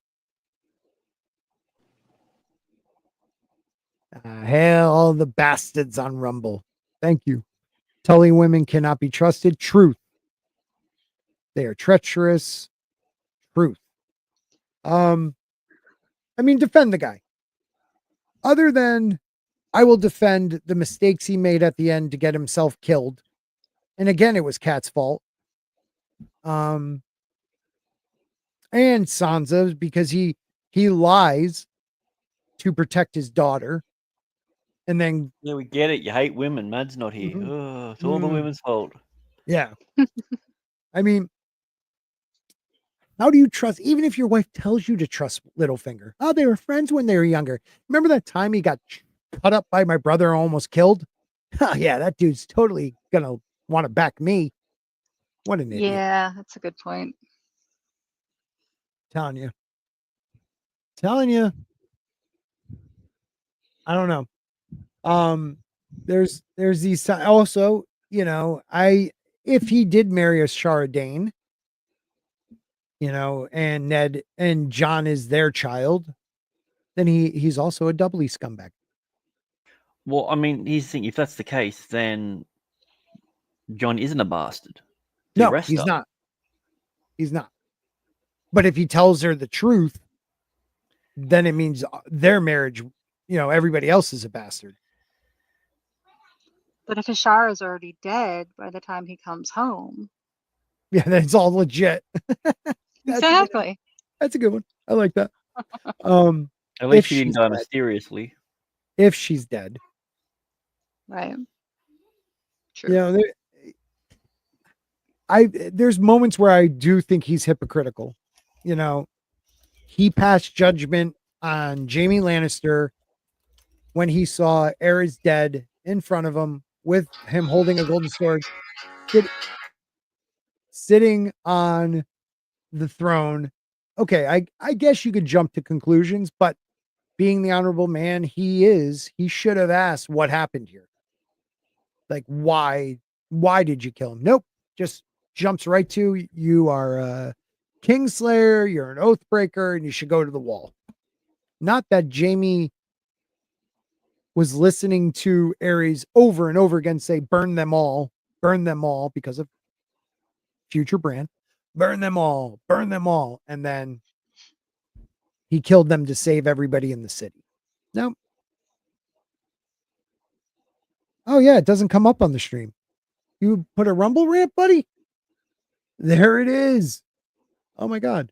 You know what? Someone last week did a Rumble rant, too, and it didn't come up. So I forgot who I missed on that one. Damn. All right. Rumble rant from Mr. Grant Gregory. A supporter, moderator, and supporter for $2 says, hail to the 13th best Game of Thrones based stream on Rumble between these hours. 13th? I thought we climbed up to 12. Shit. We're getting there, guys. Well, it was technically stricken from records, but it's Liz. Oh, God. Mrs. Spork says, can I get that Papa Roach shirt over there? Extra large. That's an inside joke that goes way back. Is that a euphemism for your penis? Extra large, my friend. No, Oh, I was gonna say because she said shirt, not a hoodie, so that made me. oh, Oh. oh, God. Come on, people, give me some stuff. Talk to me. What do you guys think of Eddard Stark? Truly, what do you feel of the man? I think you're wrong on almost everything you've said so far. Oh, you're wrong. I keep trying to figure out which was his biggest mistake. I mean, I guess you could argue that trusting I do. Littlefinger was his biggest mistake, or was it just going to King's Landing, saying yes to Robert? Was that his biggest mistake? Could it? Yeah, that's a good point. Is it he didn't, he listened to his wife?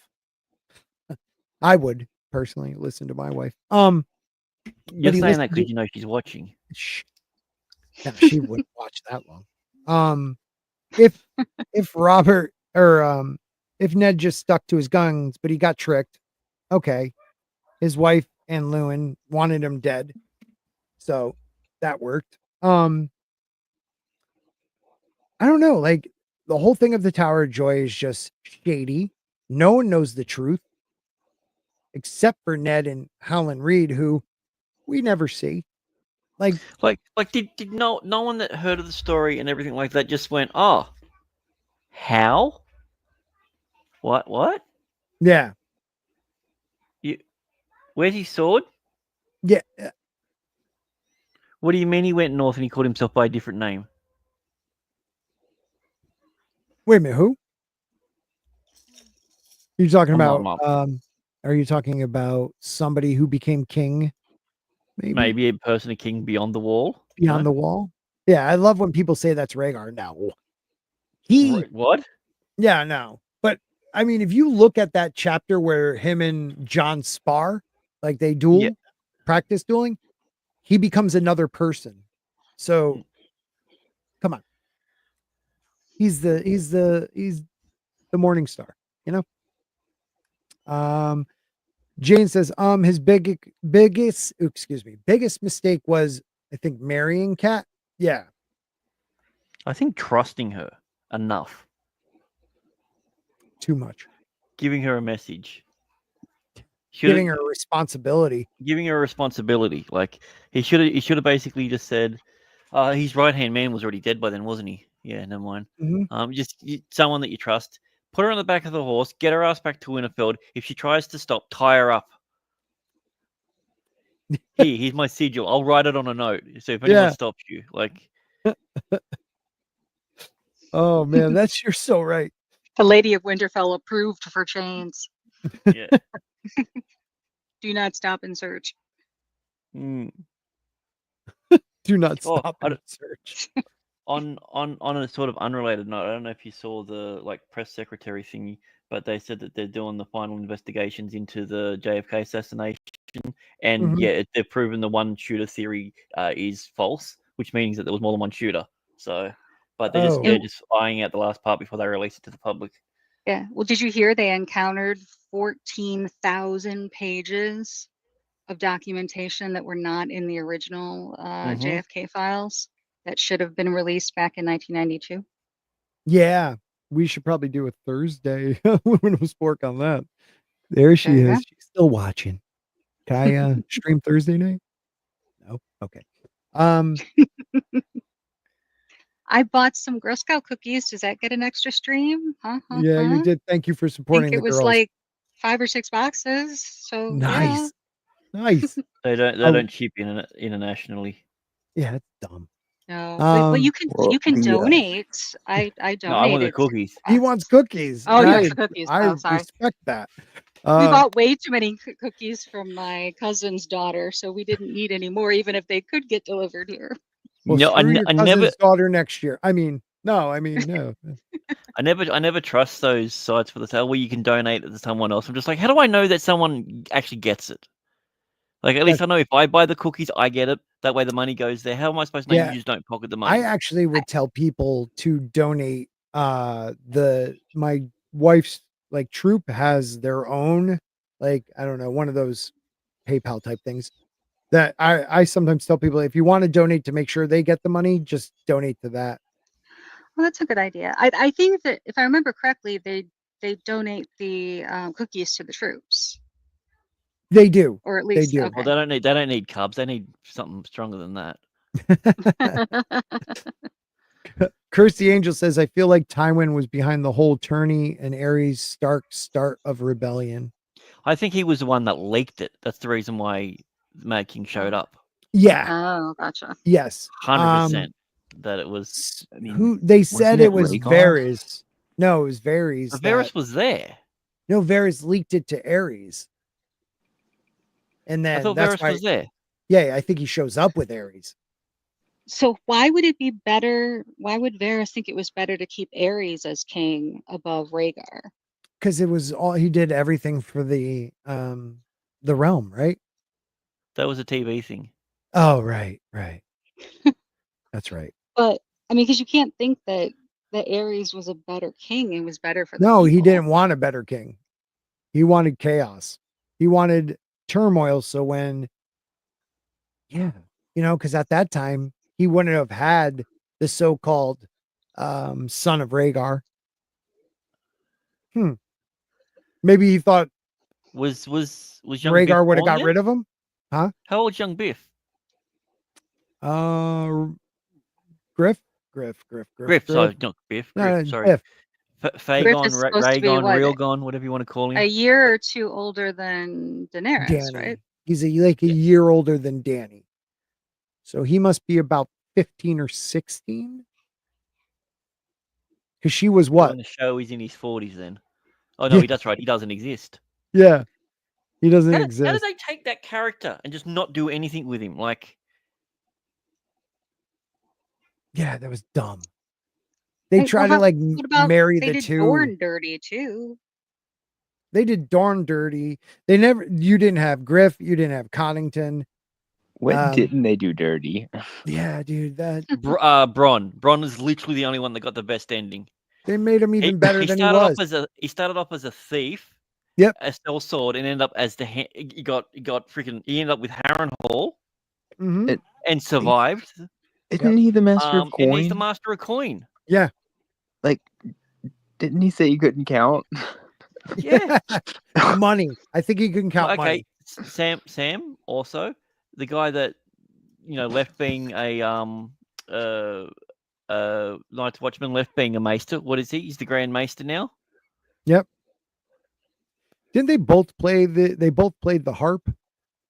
Rhaegar and Mance. Curse the Angel says Selmy described Rhaegar as Abel, and Mance uses Abel as his alias, both singers, and I think both played the harp. We first meet him playing the harp, and John didn't think he was the king. Yeah, they do, definitely. Remember how Catherine Stark just showed up to King's Landing? Littlefinger meeting plans, etc. Yeah, she just showed up my ass. At Mrs. Spork, a pleasure to meet you. That's the Ginger Ninja. Jane also said hello, if you're still listening. So Brian, Jane's a big fan of Cat. Catelyn. Yeah, she's a huge fan of Cat. Poor Ares. It is going to be about JFK. All right, we're going to do a Thursday about JFK. Varys was a merman Targaryen. You really love the mermans weren't Targaryens though. Yeah, I know. Was he half Targaryen, half merman? No, he's egg. We all know it. He's egg. Yeah, he's either egg or he's a mermaid. They're the only two things that make any sense. Jane has a very good point. I feel like we're getting anti-Targaryen propaganda. We are. From pretty much the beginning of the story till Selmy is close enough to Dany for her to ask about her brother. We think Rhaegar is a grapist. He kidnapped her and a grapist. That ends up the death of Ned Stark's sister. But we find out that's nothing like he was. So I believe you're right. The Targaryens, definitely the propaganda is bad. I don't know who gets it, but we get the portion we're supposed to. Oh, for the donations she's talking about. And Griff was probably 16. Okay. I like that. I don't like Dorn in the books either. I can't stand Doran Martell. He's so annoying.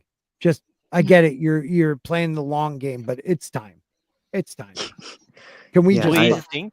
Have you thought about maybe waiting another 10, 15 years to see what happens, and then we can act our revenge? in about another 5 to 6 years? You know, like seriously, I wish freaking Oberyn killed the mountain, because then we would have actually seen them do something, because it would have bolstered him to get off his ass and actually, Yeah. Mason, That's a what were good you gonna point.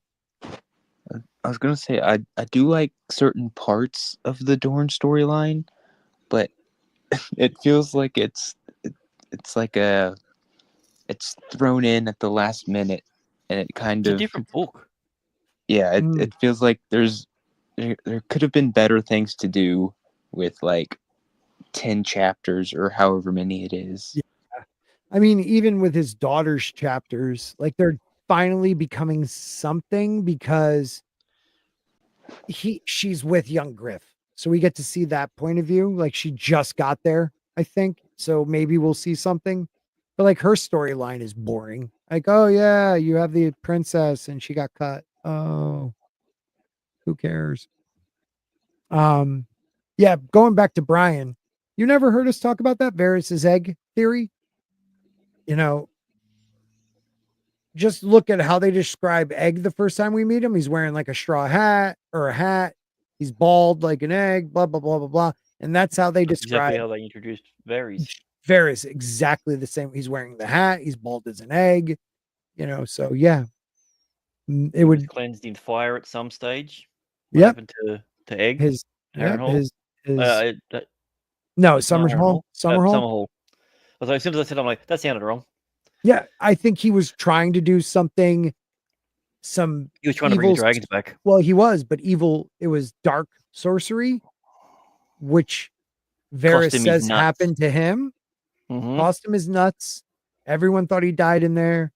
He comes back as a eunuch trying to destroy. Oh, Jane. It's like 3 weeks in a row. Thank you, Jane. She gifted 1 Sporky News podcast membership. That is awesome. And who gets it? The great Mike does. That's who does. Does he? I mean, he does. Thank you, Mike. You are now. Well, thank you, Jane. And Mike, thank you. Welcome to the membership. It may get you something someday. I really have to do a membership stream. Mike does. Mike does what? That's right. He does? He does whatever he wants. How's that poll going? Oh, yeah. The other poll. I forgot about it. Let's end the poll. I'll give you another minute, guys. If you haven't taken the poll, please, should Ned have protected Jon from Cat? Let's get a little bit. We have 14 votes in there. If you missed one, please jump on there. Because right now I'm losing. So, yeah. That's what she said. That's what she said.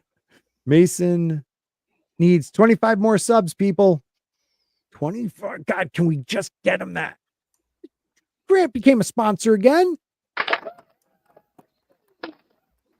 Thank you, Grant. Grant says, might as well continue this for another few months. Well, my friend, 32 months is a long time. So thank you. Thank you. Almost 3 years. Almost. Yeah, almost. It's closer than I thought. What's that? Oh, 25 subs? What's closer? I don't know. Oh, the poll is rigged. All right. I'm with you, Jane. Ending the poll now. And it's 57 no to 42 yes. I think you guys are just horrible. 8 votes to 6. Let's see. Hold on. Membership for 17 months. Brian McCann said mine was longer, but YouTube ... They suck. Thank you for becoming a sponsor again, my friend. I appreciate that. That's huge. Guys, you're killing it. Thank you so much. I feel like a YouTuber today. Should Ned have protected John from Cat? No, 57. Yes, 42. 14 people voted. All right. I'll take it. You guys win. Any last words on Ned Stark being the most honorable man or a bit of a hypocrite?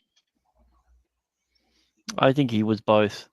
Yeah. But I think he was hypocritical to keep his honor. Yeah. I mean, he was maybe the best thing to say. He was honorable to a big fault, not just to a little fault, like a big fault. Like his honor, his so-called honor made his nephew, maybe, or bastard, grow up in a terrible conditions for not a bastard, but a nephew, we'll say.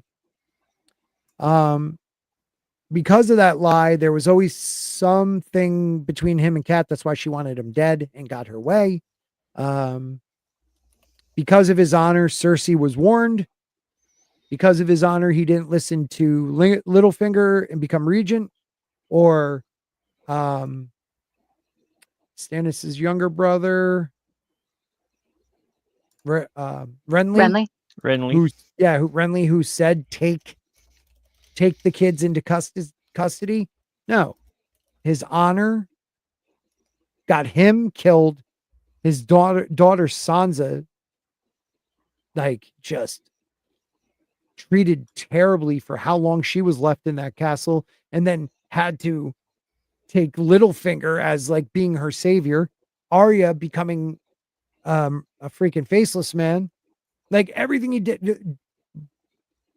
Rob dying. Cat being alive still. That's his fault.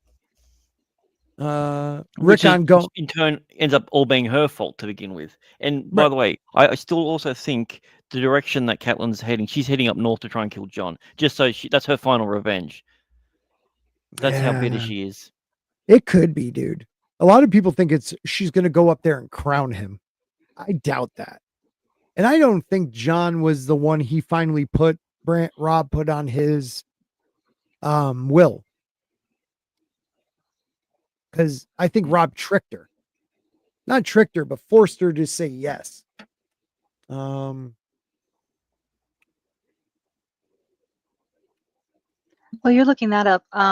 Yep. My question is, was Ned just a victim of being the second son? Is that his father should have taken care of making sure the spare was also well trained? I agree with you on that. I do agree with you on that. His father never once, it seems like, thought that that something would happen to Brandon. Right. Yeah. Even though he was like the wild, crazy one. Mm-hmm. Always fighting, dueling people. You know, like, I don't know.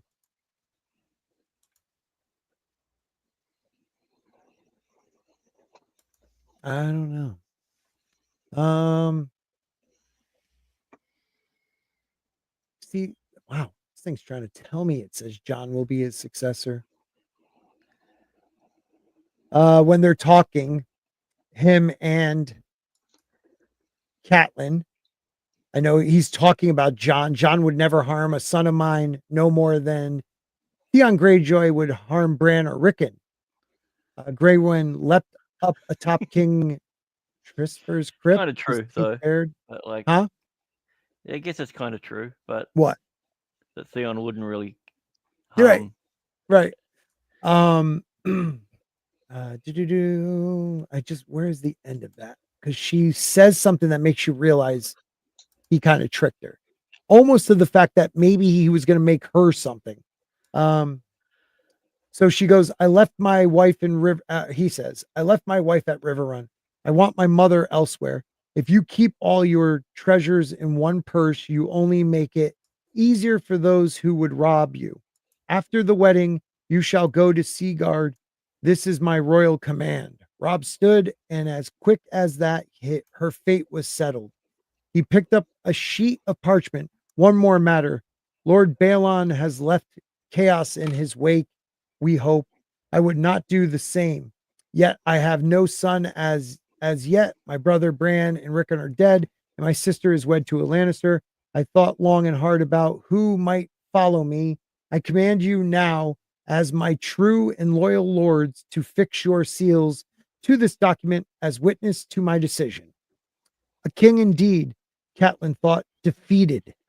She could only hope that the trap he'd planned for Moat Cailin worked as well as the one which he just caught her. So like the whole thing she in that chapter is him talking about Jon Snow. Mm-hmm. And there's like that's like her realizing he's tricked her, because there's a part where, damn it, I'm sorry guys, I'll find that for maybe next week. Her anger must have blazoned across her face because Galbert Glover said, all right, I'll find it another time, because I don't know if John. Whoa, we got another member, everybody. Woohoo. Westerosi Whispers became a YouTube member. Thank you so much. That was freaking awesome. At the Golden Mac level. The Golden Mac level? I didn't even know I had a Golden Mac level. Do I have a Golden Mac level? Yeah, isn't that your second, third highest one? Because you got like 6 levels, don't you? I don't remember. I think you helped me with that. Yeah, I'm not good at this. I'll have to look. I don't know what level, because it doesn't tell me right now. Yeah, it's your second highest one, because you got your Big Daddy one, which is the big one. But second highest level. Thank you so much. Holy cow. That is another, that's more of a cheer. You're getting an applause. Thank you, Westerosi Whispers. We'll have to have a one-on-one to see what you would like us to talk about.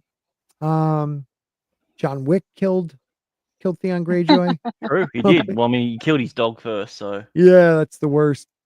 Did Ned leave behind any kind of will? No, and it was, everything goes to his eldest son. There were no wills or anything like that, unless there was something that needed to be disputed. Westerosi Whispers wants to know why no emotes? No, none. Yeah, can't imagine whose fault that might be that there are no emotes. It's mine for caring too much. We're gonna work on that, right? We'll figure that out. I don't know how to do it. Like, I tried, and it's always your file's too big. I was taking a look at those 3 AI photos that I got, the Illumina, the one, the alien with the Spork, and then the Spork wearing a crown. So I'm gonna see if I can crop those small enough so that you can see the at least the face and the Spork part, and see if we can at least start with those 3. Okay. But yeah, that's as far I've gotten. I'm thinking. I would like to get about it. This face on there somewhere. First to know, my pronouns are so thank you. I'm going to need to get that image because I do not have that one. So yeah, we'll have to talk to Edwin about that one. And then maybe something with this, something like that, or, you know. Oh, that's a good one. Yeah, something where he's, on a tree. We'll work on it. We'll definitely. Yeah, isn't there one of them? He's like, he's supposed to be the little short guy from Willow. Yeah. Willow. There you go. Hey, Mason. Mason's back. I'm very confused. Whoa. Should I remove that, Mason? Okay. All right. You're good? Yeah, we have multiple Masons. Oh, and Bad Takes member for 47 months. I have been around that long. Yeah, wow. Sporking has been around for a long while. I have, and I'm still right there. Even Walton has more than me. Well, yeah, you don't hate women enough.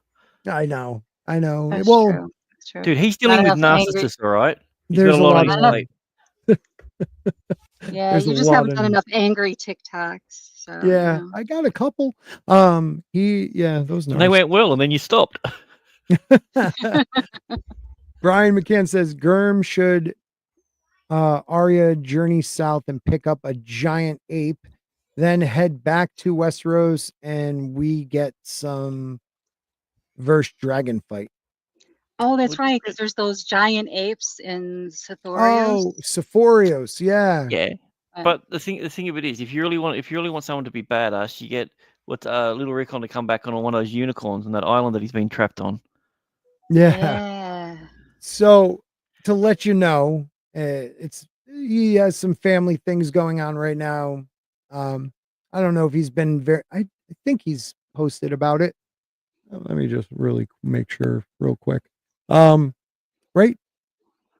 I think he said something to people. But yeah, he has a family, like kind of not kind of like an emergency type thing going on. So yeah, we would, we still make fun of him though. But as we should, as we always should. Yes.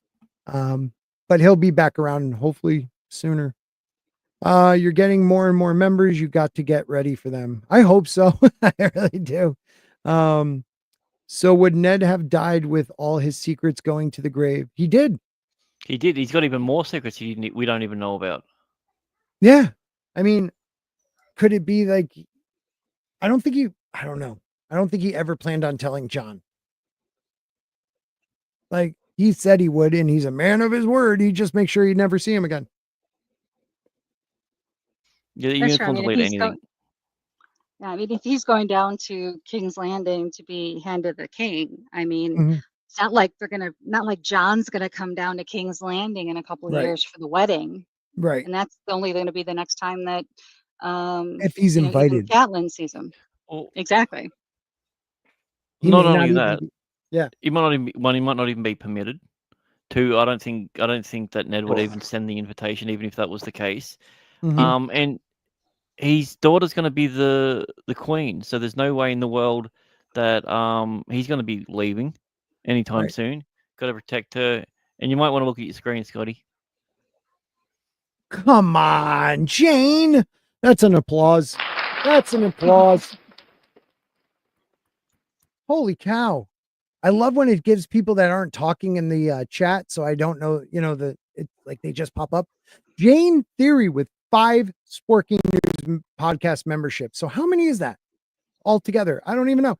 That's 5. I literally just said it, 5. Well, no, you know what I mean. Casperius. Did I say that right? You are a member. 32 Flavors of Nick Weiser is now a member. Johnny Boy, you are a sponsor.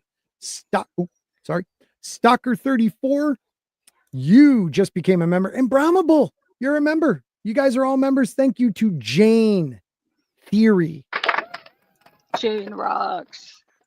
So that is 1, 2, 3, 4, 5. That's 10 new members tonight, guys. That's wow. I might have to end it on that note. Holy cow. That's amazing. Bye. See you, everyone.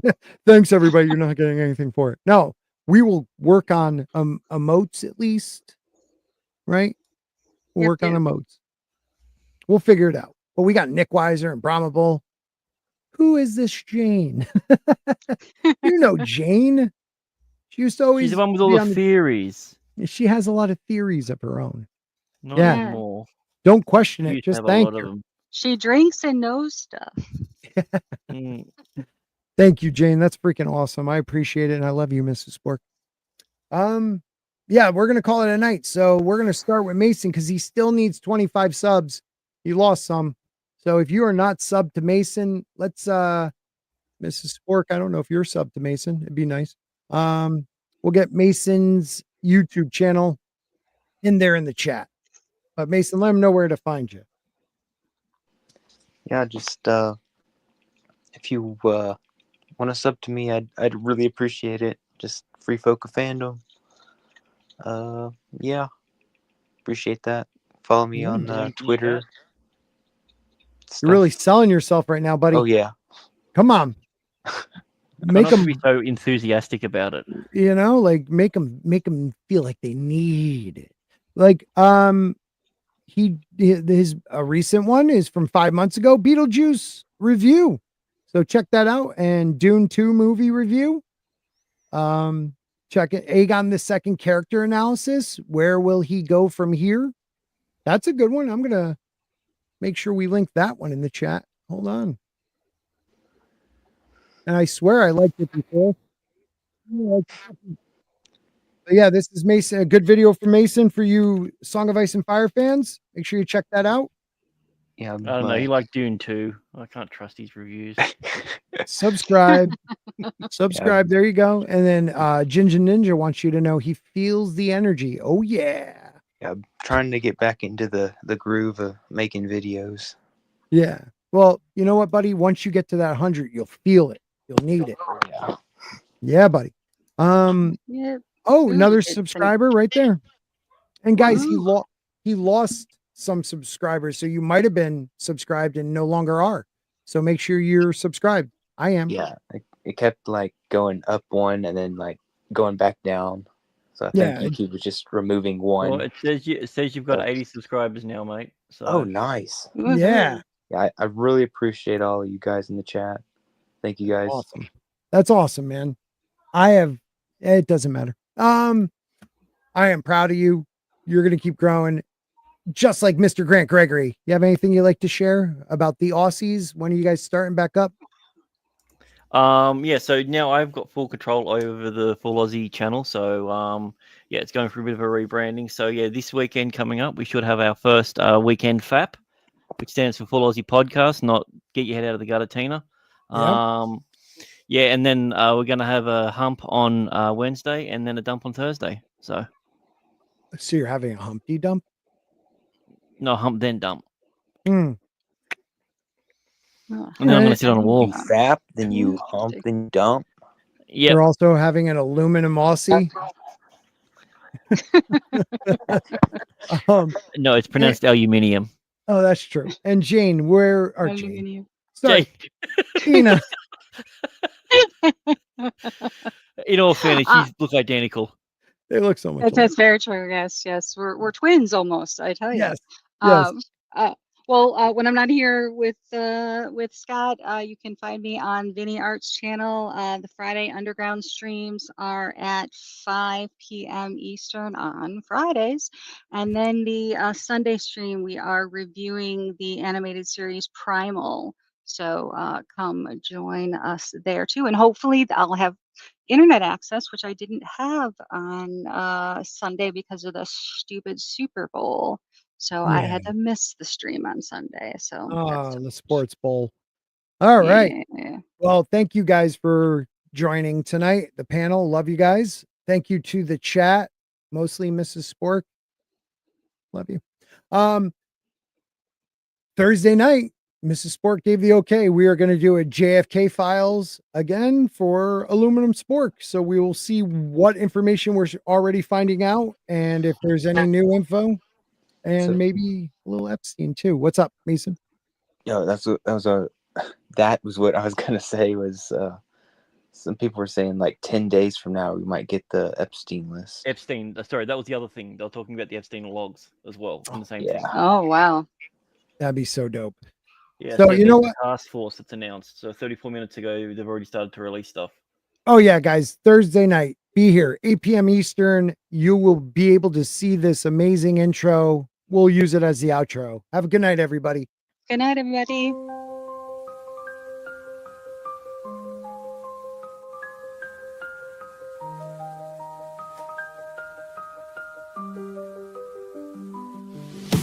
Welcome to Aluminum Spork. So true. Where mysteries come to talk. From ancient cities underground to UFOs that float around. Giants of the past, prophetic signs that last, archaeological fights, and strange unexplained lights. Aluminum Spork. Good night, everybody.